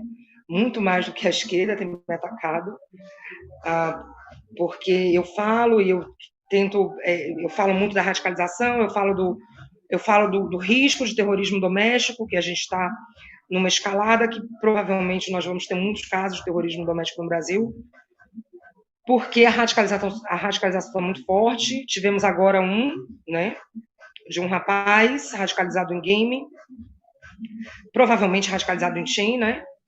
A gente não tem tá falando informação. de Suzano, né? O de Santa Catarina, eu acredito que tenha sido radicalizado no Shein. Eu ainda não tenho muitas informações sobre isso. Mas toda a forma como foi feito, a arma que foi utilizada, as vítimas, né? 4 mulheres para um homem, é muito dentro do padrão de alguém radicalizado, um jovem incel, provavelmente, radicalizado online. Incel é celibatário não intencional, tá? É um cara que tem dificuldades para transar, enfim, ele não tem cabaço, contato só que ele não quer ser cabaço. Cabaço então, é ótima definição. Então ele desconta toda a raiva dele nas mulheres, né? Tem outros grupos, tá, gente, misóginos também, dentro da extrema-direita. E ele tem um M-Digital, não sei se vocês conhecem, eu explico tudo no livro, né? A Manosfera, que se chama. Olha, é um submundo, e assim, foi muito difícil, porque são muitos, não existe uma uniformidade, a extrema-direita você tem vários tipos, a extrema-direita de Modi, por exemplo, é supremacista religiosa. Modi é o primeiro-ministro da Índia, né? Narendra Modi é um populista de direita, de extrema-direita, fascista, de fato, Modi. Ele vem de um movimento fascista chamado RSS, é um movimento que foi criado inspirado em Mussolini, ainda nos anos... É um movimento supremacista religioso, no qual hindus estão acima dos outros cidadãos indianos. O movimento de castas na Índia sempre foi muito admirado pelo nazismo, né? Influenciou bastante, o hinduísmo influenciou bastante o nazismo, né? A parte filosófica do nazismo. Então, aí nós temos na Polônia, que seria eles são radicais, na verdade, na Polônia, e ligados ao cristianismo, né? Populista, de direita radical, que pretende uma espécie de teocracia cristã. Na Hungria, a mesma coisa, com Orbán. No Brasil, a mesma coisa, com Bolsonaro, é um populista. No livro também eu falo sobre o populismo.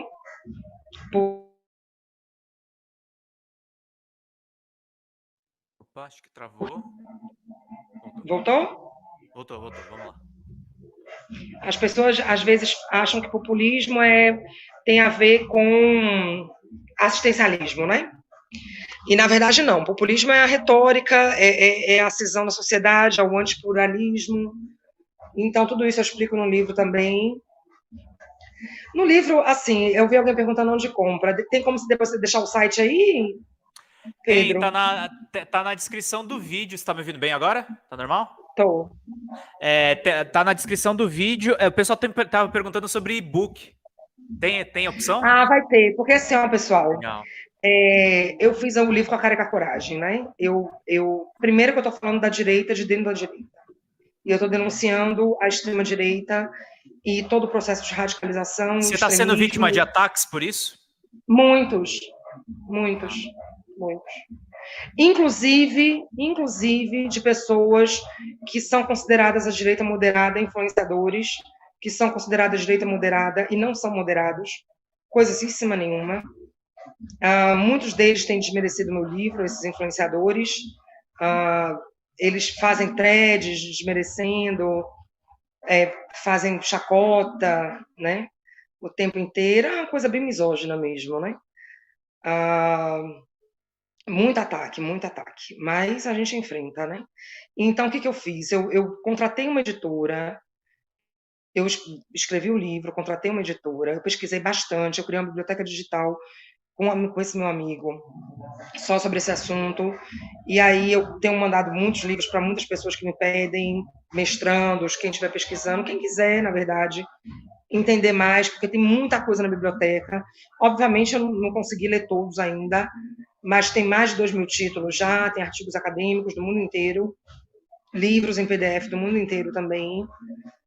E eu compartilho bastante, eu ajudo o pessoal do Observatório de Extrema-Direita. Quem não conhece, segue lá no Twitter, que é excelente, que é com David Magalhães, o Guilherme Casarães e o Odilon, que são fantásticos, são professores fantásticos, só que eles fazem um trabalho mais acadêmico, e a minha pesquisa foi independente. Então, eu contratei a editora, com a pré-venda, eu paguei a editora, estou pagando a editora, com o valor da pré-venda.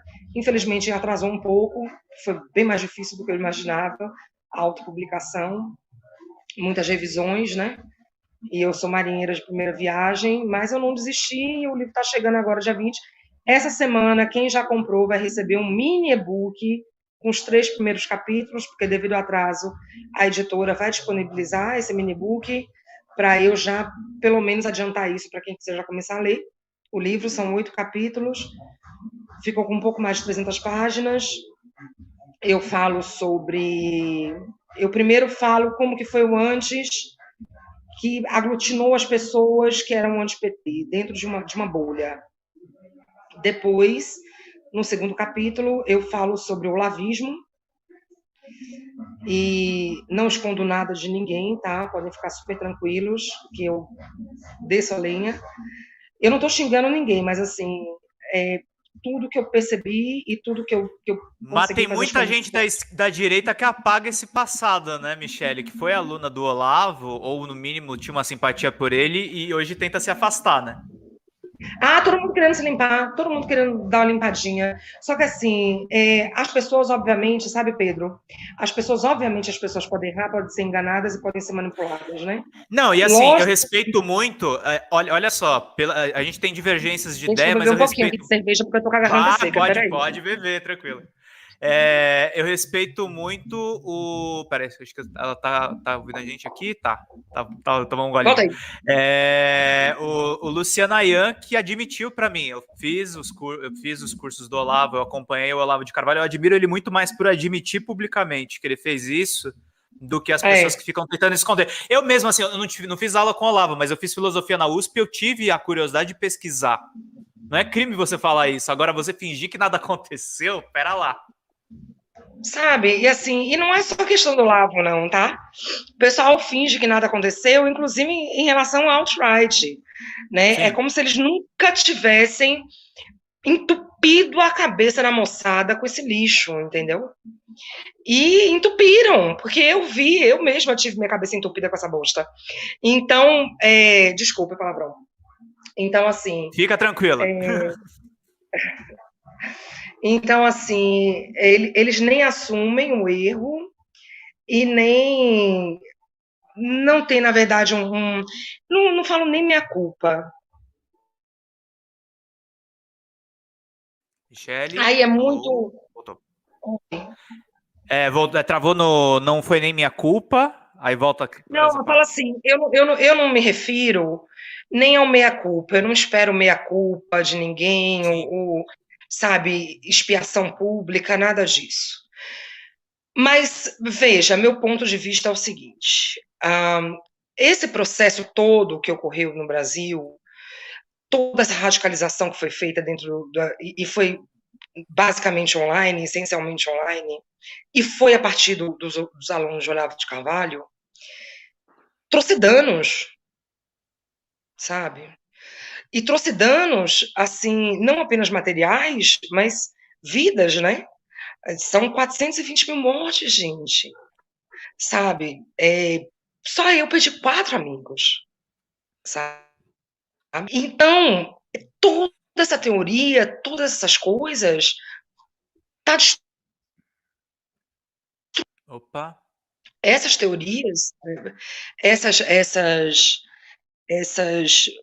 essa forma, essa mentalidade, tá matando as pessoas, sabe? Tá fazendo as pessoas sofrerem. Tem gente nascendo sem pai nem mãe já, né? Milhares de órfãos, né? Tem gente falindo. Eu fali ano passado.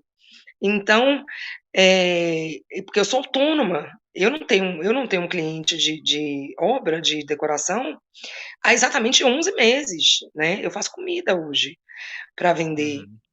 Então, muita gente sofrendo por causa dessas ideias, sabe, Pedro? Por causa dessas ideias. Então, o mínimo esperado, na minha cabeça, é que essas pessoas que colocaram essas ideias dentro do Brasil se posicionem e falem, porque eles são influenciadores. Eu tenho 5 mil seguidores, 7, sei lá, sabe? Essas pessoas têm 150 mil pessoas seguindo, 300 mil pessoas, 700 mil pessoas seguindo, 1 milhão de pessoas seguindo. Então, é muito mais fácil que escutem a eles do que a mim.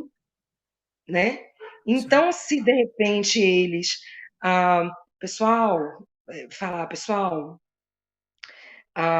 o Dinesh Souza é um filho da puta, entendeu? Ou então falar assim, olha, é um racista, gente, esse pessoal tem um grupo que é supremacista, né? Pessoal, essas ideias são teorias conspiratórias com fundo antissemita. Michele, e fora, Ah, me sensibilizou muito o que você falou agora há pouco, né? Eu quebrei, tem gente morrendo, a gente tá vendo o que tá acontecendo. E uma coisa que me faz pensar também, essas ideias extremistas e esse gabinete do ódio do governo também está servindo, por exemplo, a gente falou de deep state, falamos de teorias da conspiração malucas, mas uma teoria da conspiração que está todo mundo engolindo, eles estão divulgando cloroquina como solução do coronavírus. é isso, sabe? Então são muitos crimes acontecendo. E por quê? E olha, Pedro, olha só. Eu falei isso na entrevista com o Pedro Doria. Gente, não pode perder de vista o seguinte: as coisas não são por acaso quando eles fazem. Essas teorias também não são por acaso. São teorias que buscam realmente uma ruptura.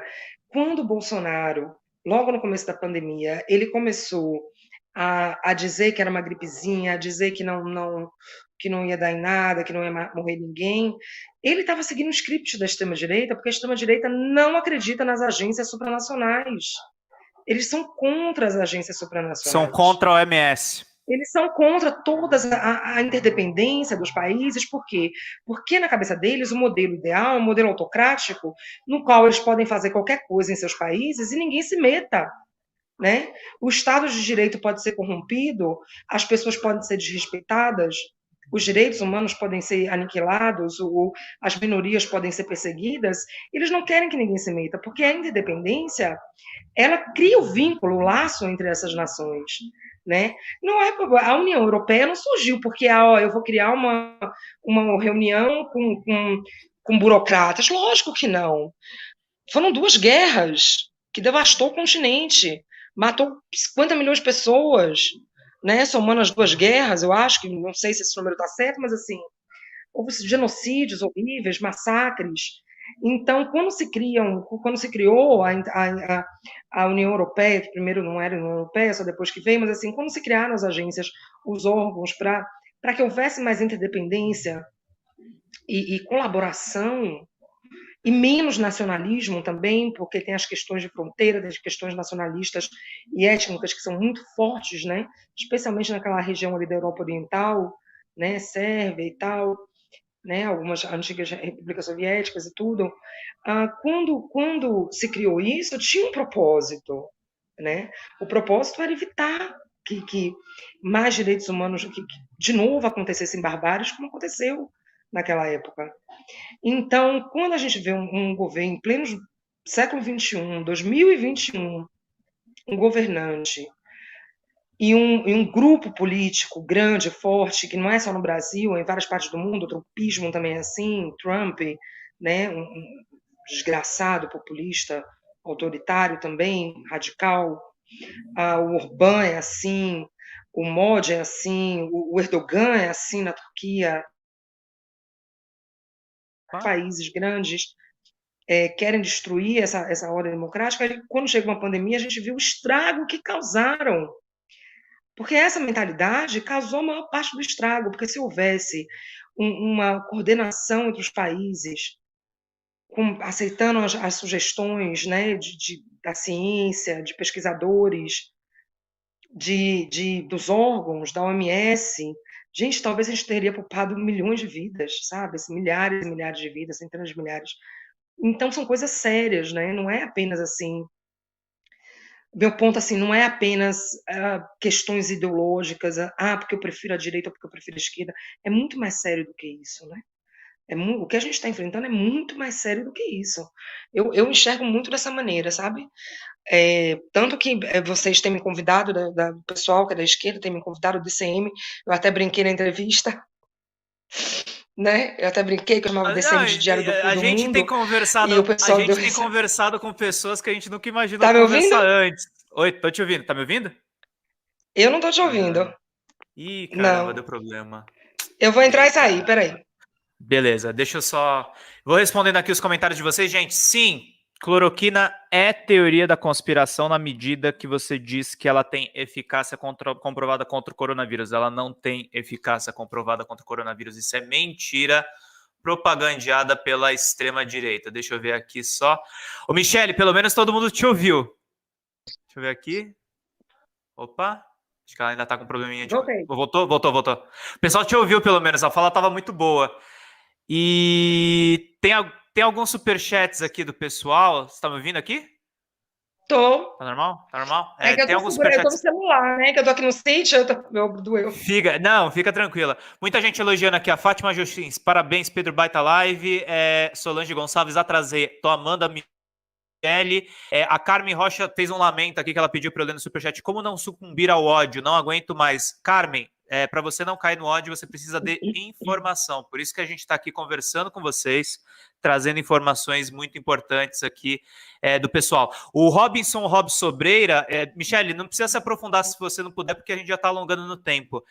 Ele lembrou do Pizzagate aqui, ele falou o seguinte: invadir pizzaria foi um ato de informação do NWO. Michele, só estou testando o seu conhecimento de teorias da conspiração. Você pode explicar isso? E a Elizabeth Coutinho, Sim.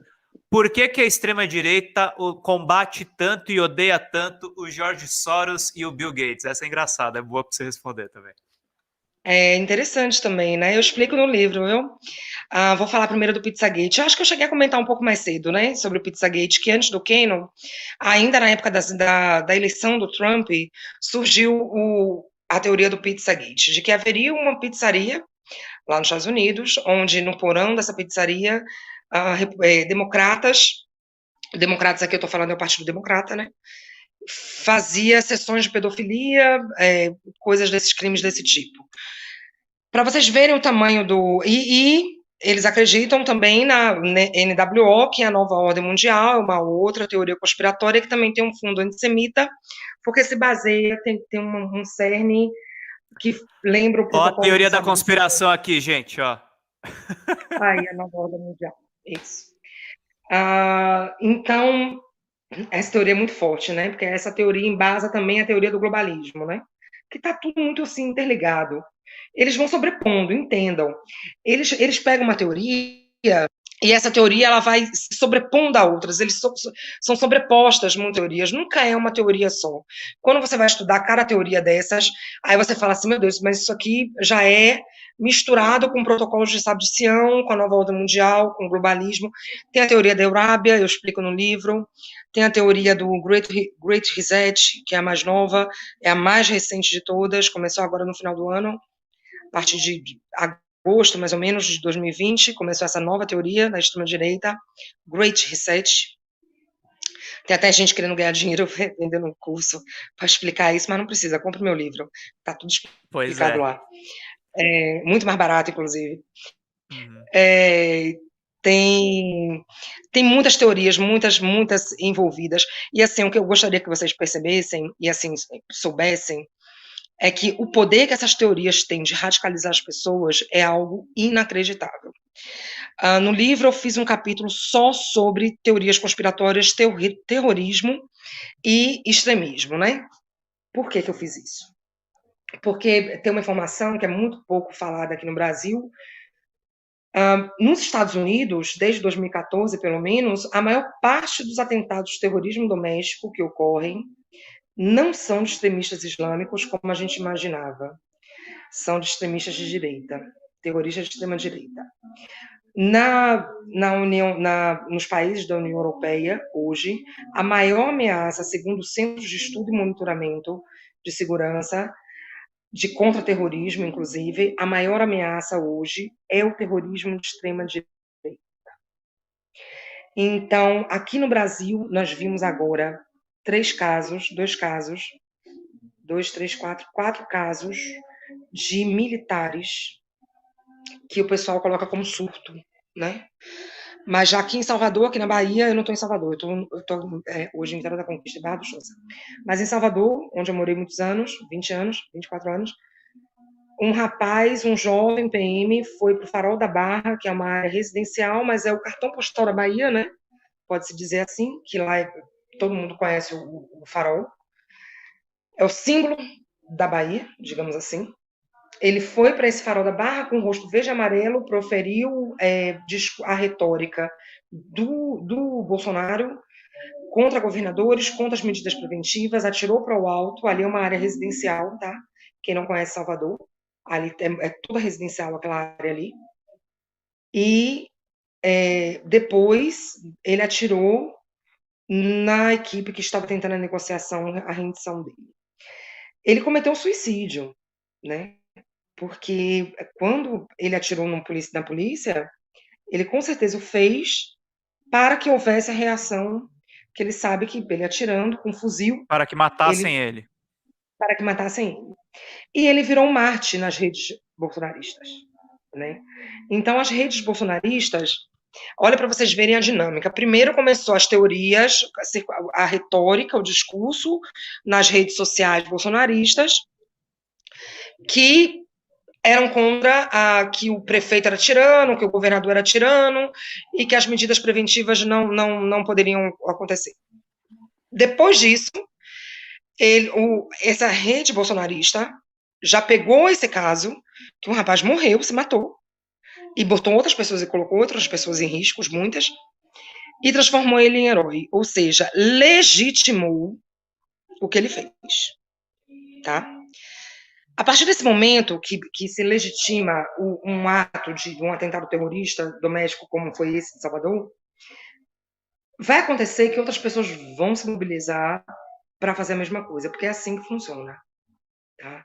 Existe o processo de mimetização, que quando a pessoa está se radicalizando, ele tende a copiar um feito, né? Depois teve um outro PM que pegou uma refém num aeroporto, em Guarulhos, não sei se vocês viram. Teve em Minas Gerais, se não me engano, que atirou fogo na sede de um jornal, de uma cidade pequena, acho que Montes Claros.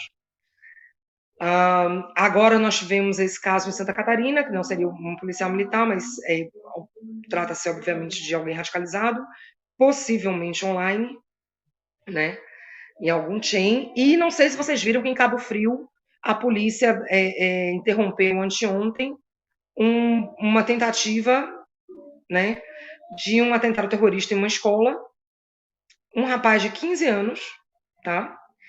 E quando a polícia... Ele chegou a postar nas redes sociais que ele iria cometer alguma coisa, e quando a polícia foi... Isso é muito importante, a polícia foi avisada. A polícia não monitorava ele. Alguém que viu o post, alguém que viu o comentário, entrou em contato com o Serviço de Inteligência da Polícia Civil, e a polícia passou a monitorar, e na casa dele encontrou coquetel molotov, armamento, bombas, e, gente, vocês não vão acreditar, escritos com nazismo, né, em referência ao nazismo, desenhos, enaltecendo Hitler, enaltecendo o nazismo. Então, vejam, 15 anos, e já radicalizado, completamente radicalizado, indo para o extremismo, né, com ação violenta. Então, a gente tem que sempre pensar que essas teorias conspiratórias, elas levam as pessoas à radicalização. Tem uma probabilidade muito grande de levar, algumas sim, outras não, porque existem dezenas de teorias conspiratórias, algumas até benéficas. A do Watergate, por exemplo, foi benéfica, da época do Nixon, né? Começou com uma teoria conspiratória e depois se descobriu realmente um escândalo de corrupção, que acabou retirando o presidente dos Estados Unidos da cadeira. Mas, assim, essas teorias da extrema-direita, elas tendem a levar à radicalização, porque são teorias que misturam... Tem um caso também que me salta aos olhos, Michele, você citou, porque esses casos dá para a gente traçar paralelos com os Estados Unidos, que a gente vê os atentados em escola, é quase um formato. Mas eu queria chamar a atenção para uma coisa que eu denunciei no DCM, que acho que também saiu no resto da imprensa, não foi exclusividade nossa, mas a gente falou a respeito disso. A esquerda tende a criar também muita teoria da conspiração em cima da facada que o Bolsonaro tomou nas eleições. Falam que não existiu. Mas eu vou chamar a atenção para uma outra teoria da conspiração menor que eu acho perigosíssima. Vamos assumir a facada aconteceu de verdade. O submundo do Bolsonaro fica tentando achar culpados para além do Adélio. E uma teoria da conspiração que quase emplacou nas eleições foi associar o cara diretamente ao PSOL. Eu acho que isso é um dado que, tipo, porque acaba acontecendo uma radicalização não contra o globalismo, não contra a esquerda num sentido hipotético. Você mira num partido, e agora não estou nem falando só do antipetismo, estou falando do partido lá do B, que é o PSOL, e os bolsonaristas fizeram isso conscientemente. Eles alimentaram, não estou falando assim, um capanga. O Carlos Bolsonaro e o Jair Bolsonaro deixaram essa teoria correr, reabriram a investigação várias vezes Até para a hoje. galera ter essa suspeita, até hoje. Até hoje. Vira e mexe, eles estão falando dessa teoria. Até hoje. Não sei se você sabe, Pedro, eu conto esse caso também no meu livro. Uhum. Vocês lembram da Noruega, que Lembro teve Do um Breivik. atentado? Do Breivik, isso. Você acha que eles querem imitar o que aconteceu lá? Parece, né? Não, não, não ia falar isso, não. O que eu ia falar era o seguinte, aqui é uma coisa interessante do Breivik, que é o seguinte. Eu li uma parte considerável, ele fez um manifesto, né? E na minha pesquisa eu li parte do manifesto, que são mais de 1.500 páginas, eu não li tudo, fui nos focos que eu achava que eu deveria prestar mais atenção. Ele começa falando do marxismo cultural, que é uma outra teoria conspiratória, que eu também explico no livro. Ele fala de guerra cultural também, ele fala da Eurábia, que é uma outra teoria conspiratória. Mas o meu ponto sobre ele é o seguinte: ele, quando ele cometeu o assassinato, o massacre, ele foi diretamente para matar filhos marxistas, porque assim, filhos dos membros do Partido Trabalhista da Noruega. Você sabia disso? Ele foi Então, num acampamento da juventude. foi um acampamento da juventude dos filhos, né, dos membros do Aliás, eu partido recomendo para o pessoal que não trabalhista. está entendendo nada do que a gente está falando. Foi um fato que foi noticiado em 2012, se eu não me engano.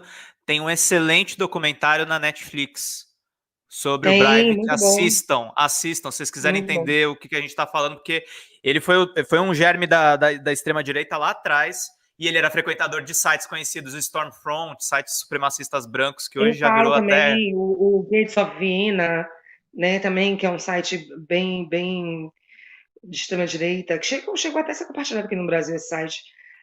Mas o meu ponto é esse, quando você falou aí, quando você liga a um partido, quando você quando você foca, cria teorias conspiratórias contra pessoas, contra partidos, a tendência é as pessoas radicalizarem, se houver o radicalismo, vai haver uma radicalização, nem todos radicais chegam à ação extrema, tá? Isso é importante falar, é uma minoria, mas geralmente quando chega, o estrago é bem grande. O Breivik, por exemplo, matou mais de 70 pessoas, né? E aí depois o Tarrant, na Nova Zelândia, copiou o Breivik, porque existe esse processo de mimetização. Aí na Nova Zelândia copiou o Breivik, né? Ele se inspirou no Breivik.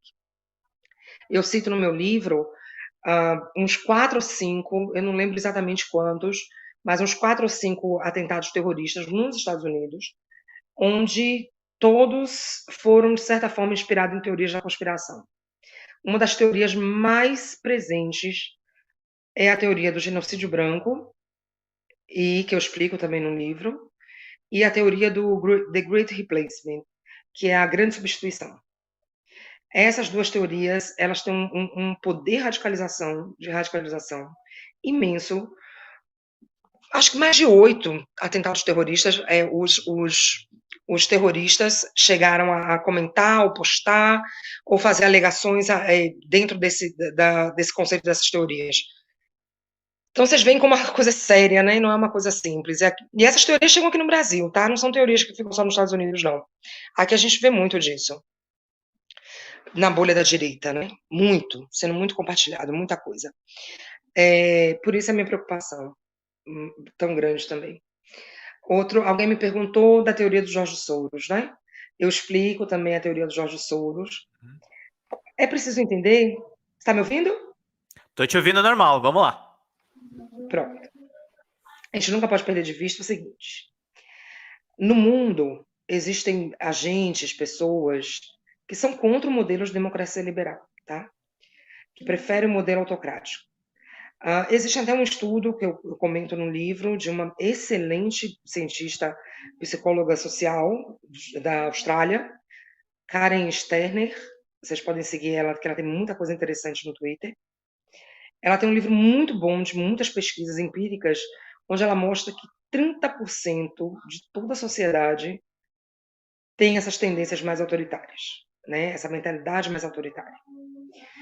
Então, é um problema que a gente sempre tem que saber assim: existe essa parcela da população, em qualquer lugar do mundo.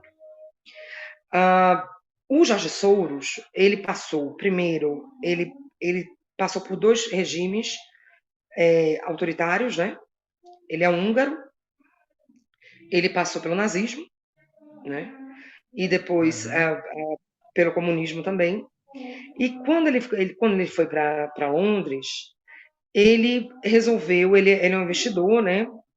Muito multimilionário, se tornou multimilionário, e ele resolveu ajudar a fase de transição principalmente naqueles países que eram antigas repúblicas soviéticas, para eles conseguirem fazer um processo de democratização dentro desses países, né?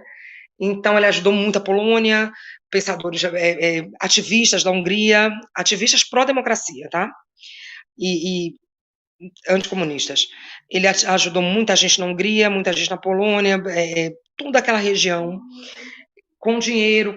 Ele pagou o curso o Viktor Orbán foi bolsista através do Soros, para quem não sabe.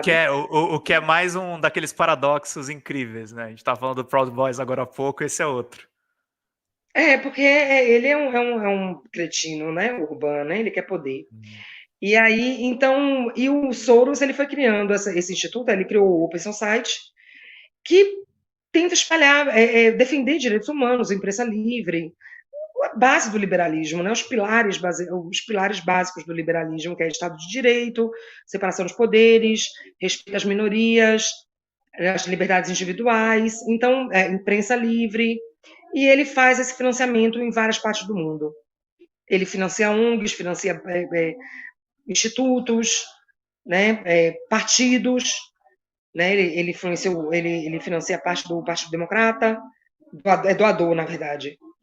Então, o que acontece? Quando ele começou a financiar, principalmente ali aqueles países do leste europeu, antigas repúblicas soviéticas, ele já havia criado a atenção da Rússia, do Kremlin, que já haviam começado a espalhar certas teorias conspiratórias contra ele, principalmente por ele ser judeu.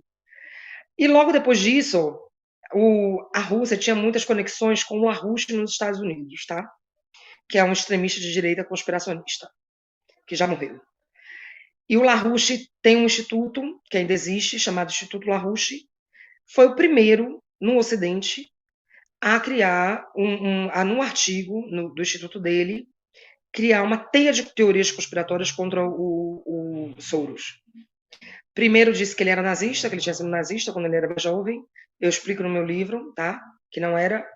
Na verdade, eles distorceram uma entrevista do George Soros, que a rainha da Inglaterra era traficante de drogas.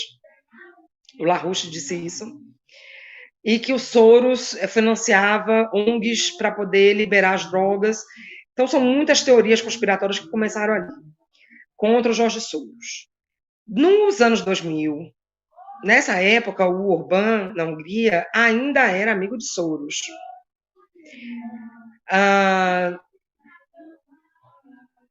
Corte o braço do Pedro lá.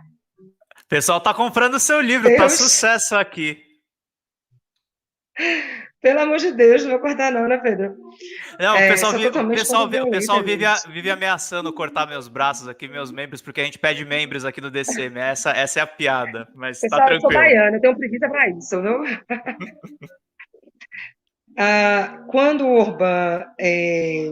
Orbán, ele chegou a ser primeiro-ministro da Hungria, não sei se vocês sabem, e depois ele perdeu para a oposição. Quando ele perdeu para a oposição, lá na Hungria, nos anos 2000, 2003, eu não me lembro exatamente quando foi, ele virou a chave.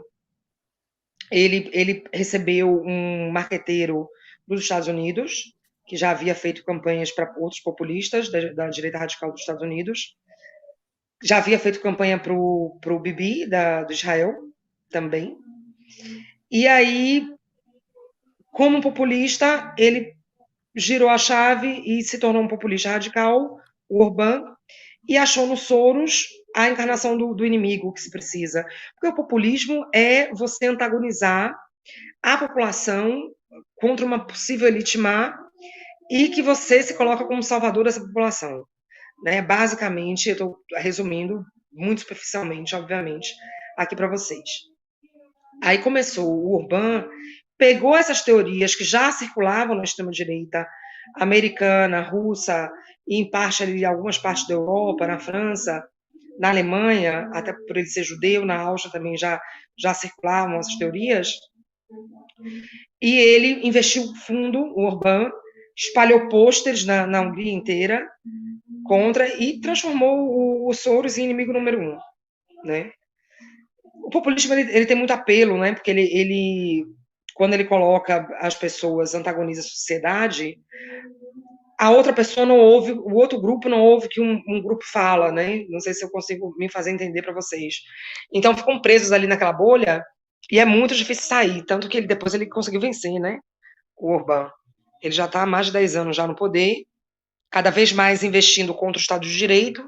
A Hungria está bem complicada, fechou a faculdade, a universidade que o Soros havia criado na Hungria, a CEU, né, que seria uma universidade da Europa. Ele consegue fazer uma coisa que se chama legalismo autocrático, porque ele é advogado, né, formado em direito, o Viktor Orbán. Ele vai mudando as leis para concentrar o poder no executivo. Só que essas leis, da forma que ele faz, elas não são inconstitucionais. Então, ele consegue implodir o Estado de Direito sem necessariamente golpear da maneira clássica, né, ou com leis inconstitucionais. Mais ou menos como o Bukele fez agora em El Salvador, que também é um outro populista de direita radical. E na Polônia também se faz o mesmo desenho, né? Então, o Soros virou o inimigo número um. Nos Estados Unidos, ao mesmo tempo, o David Horowitz também lançou um livro que criou uma demonização muito grande no Soros e chegou aqui no Brasil através de Olavo de Carvalho e seus alunos. Então, toda essa teoria anti-Soros foi compartilhada por todos eles, né? Alexandre Borges, o Felipe G. Martins, Olavo de Carvalho, todos eles, Flávio Gordo, todos eles, né? Diziam que eu cito no livro, tem até um artigo chamado Dono do Mundo, né? E criou essa demonização de Jorge Soros aqui no Brasil também. Pessoal, quase tudo, 90% do que a gente recebeu aqui na direita, e eu falo isso porque eu sei, porque eu estava lá, né, o tempo inteiro.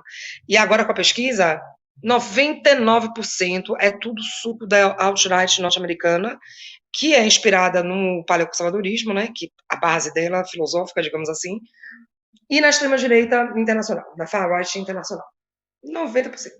Então, a gente não tem nada assim, nem para isso serviram, entendeu? Fizeram uma merda dessa e não conseguiram fazer nenhuma coisa original, porque é tudo copiado. Mas pelo menos ajuda a gente a conseguir combater, né? Sim, porque eu tô a gente focada pra tirar. a gente entende melhor os padrões. Michele, muito obrigado. Acho que a gente até estourou o horário, mas a galera teve paixões. Tô com sede. Vai lá, então, ó, bom descanso para você. Eu vou seguir aqui com a live, mas eu agradeço. E olha, se você puder voltar mais vezes, a gente se organiza direitinho para não ter problema de conexão. A gente conversa antes, tá? Maravilha, Pedro. Obrigado, pessoal, viu? Feliz Dia das Mães para quem está com sua mãe, para quem já perdeu meus sentimentos e para o pessoal que perdeu alguém também, meus sentimentos. Vamos em frente. Vamos Beijo. em frente. Até mais. Tchau, tchau. Gente, obrigado a todo mundo que está acompanhando a live até esse horário. Estamos aqui falando a respeito. Estou sendo cobrado a falar mais sobre o Pepe Escobar. Deixa eu explicar para vocês. Eu não me aprofundei tanto em Pepe Escobar porque eu conversei com a Michele pesquisou sobre o Dugin, que é um dos caras que inspira as falas do Pepe Escobar. Todas as falas do Pepe Escobar? Não foram todas as falas do Pepe Escobar. Algumas coisas que ele comenta sobre Deep State, sobre algumas coisas, vem daqui que é de um cara que é um intelectual do Putin, que é extremamente autoritário. Eu não estou nessa live aqui para converter ninguém, eu estou para trazer informações para vocês. O Kiko me pautou em cima dessas informações e eu queria explicar mais algumas coisas. O que a Michele falou que é muito realidade, essa esquerda duguinista, suposta esquerda duguinista e essas teses extremistas estão num setor do PDT, um rapaz chamado Gustavo Castanhon, que estava naquele site Duplo Expresso, que vive de atacar veículos de esquerda e políticos de esquerda. É muito complicado o que eles fazem por ali. E eu vou explicar mais um pouquinho a respeito disso. O Alcides Arjo mandou um superchat aqui pra gente. Todos esses países, Polônia, Hungria, Romênia, etc., já eram nazistas e apoiaram o nazista em 1930, sem novidade, segundo ele aqui está falando. Deixa eu ver aqui mais alguns superchats de vocês, só para não deixar a leitura passar. Muita gente aqui falando que gostou da Michelle participando dessa conversa aqui conosco. O Paulo Oliveira está falando viva Zumbi, viva Antônio Conselheiro, lembrando aqui alguns heróis da história brasileira. Marcos Caseiro falou da compra do livro. Daniel Dantas mandou uma contribuição. Só esclarecer aqui, o Alcides Arjo mandou 1 buzilhão de chats. A cloroquina não é uma teoria da conspiração, foi estratégia. Pode ser uma teoria da conspiração usada estrategicamente, Alcides. A questão é, os caras mentem para a população falando que o medicamento funciona e ele não funciona, e acontece justamente o que você falou, nisso você está correto. As pessoas ignoram o isolamento social, se contaminam mais, e a gente chega no número de 420 mil mortos. Eu estou aqui com alguns screens para mostrar para vocês de algumas coisas curiosas sobre as teorias da conspiração desse sujeito. Teorias da conspiração, tá, vocês não querem que eu fale teoria da conspiração? Informações não comprovadas desse sujeito que tem um alcance grande dentro da esquerda, que tem um espaço consolidado. A gente tem ele aqui com o próprio Dugin mostrando que não é mentira o que eu falei a respeito de vocês. Ele é amigo pessoal, ele falou isso numa live. E essa fotinha do Dugin eu peguei no Twitter, justamente postando a respeito disso. Quem falou a respeito da influência do Dugin no Pepe Escobar e no Duplo Expresso foram até colegas nossos que pesquisam sobre esquerda radical. Então eu não estou falando aqui da esquerda que gosta do PSDB, não estou falando da centro-esquerda. Foram pessoas que pesquisam esquerda radical e que viram uma infiltração de uma teoria de fora do país nos discursos desse cara, pelo menos, no mínimo, indícios a respeito disso. A gente tem aqui alguns screenshots de uma live recente que ele fez também de uma coisa que eu não sei de onde ele tirou essa informação, eu gostaria muito de saber se ele sabe a respeito disso, que é o título dessa live. Depois do sigilo, a CIA assume a sua relação com o identitarismo, e ele disse, segundo fontes que ele teria escutado de dentro da inteligência americana, eles teriam relações com o Black Lives Matter e com movimentos LGBTs. Olha, um dos movimentos do Dugin descritos nesse livro, na discussão com Olavo de Carvalho, é ir contra o identitarismo. Se vocês não conseguem enxergar semelhanças entre esses discursos, eu acho, no mínimo, esquisito. Mas tem uma informação a mais sobre esse print. Nessa live do Duplo Expresso, além das figurinhas de sempre, eu não vou me deter a respeito delas, tem o Piero Leiner, que é um cara respeitável, mas tem um rapaz chamado Eduardo Jorge Vitor. Ele não é do Brasil, e ele é argentino. E eu vou contar quem é esse rapaz aqui numa matéria da Rede Brasil Atual de 2021. Olha a figura que estava discutindo, que segundo pessoas que acompanham mais o Duplo Expresso até do que eu, disseram que o Pepe Escobar gosta dessa pessoa. O Jorge Eduardo Vitor, da live do Duplo Expresso, é colaborador da ditadura argentina e foi encontrado em Universidade Brasileira. Matéria da Rede Brasil Atual.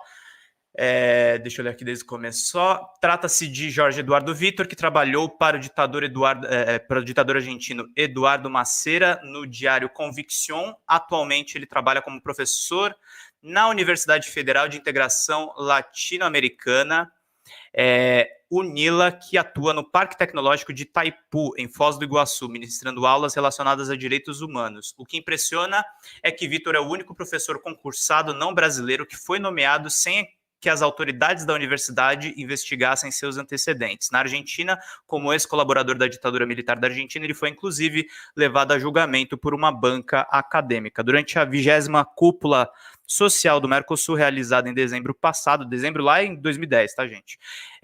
Vitor foi reconhecido por organizações sociais argentinas que participaram do encontro regional. Estas pediram a sua retirada imediata de um painel sobre o tema migração e direitos humanos, coordenado exatamente por Vitor, para a perplexidade e indignação dos presentes. Não é a primeira vez que Vior tenta se infiltrar em uma universidade na tentativa de apagar o seu passado. Em janeiro de 2010, um grupo de professores da Universidade Nacional do Rio Negro, no sul da Argentina, solicitou ao vice-reitor Roberto Martinez que procedesse a um processo administrativo acadêmico contra o professor Eduardo Vior, após a divulgação através do portal Rio Negro Online de que Vior escrevera por 4 anos para o jornal Convicción, pertencente ao genocida e ex-chefe da Marinha durante a ditadura militar, Eduardo Emílio Massera. Em meados de 1978, Massera, membro da junta militar, representava a Marinha, lançou o matutino Convicción, com uma tiragem diária de 20 mil exemplares durante 5 anos, até o final de 1983, com 3 finalidades: lavar suas mãos, unificar as Forças Armadas para uma anistia futura e criar um clima propício para o projeto político chamado Almirante Zero. Então, estou aqui dando informações para vocês. Era isso que eu tinha para falar. Não é... Eu tenho opiniões evidentes sobre o Pepe, sobre essas pessoas, mas eu não estou aqui na qualidade de opinador. Eu trouxe uma especialista a respeito do Dugin, e eu mostrei correlações internacionais de coisas que o Pepe fala e de pessoas com quem ele conversa. Não me parecem pessoas de esquerda e não me parecem pessoas que gostem da democracia, tá, gente? Vida longa e próspera. Obrigado a todo mundo que acompanhou aqui a live conosco. Miro Borges amanhã no café da manhã, às 8h30 da madrugada ou da manhã, segundo dizem aqui a nossa produção. Obrigado a todo mundo que acompanhou. Boa noite para todo mundo. Boa janta para quem não jantou, mesmo domingo, nesse horário maluco que estamos aqui, gente. Obrigado, até mais. Tchau, tchau.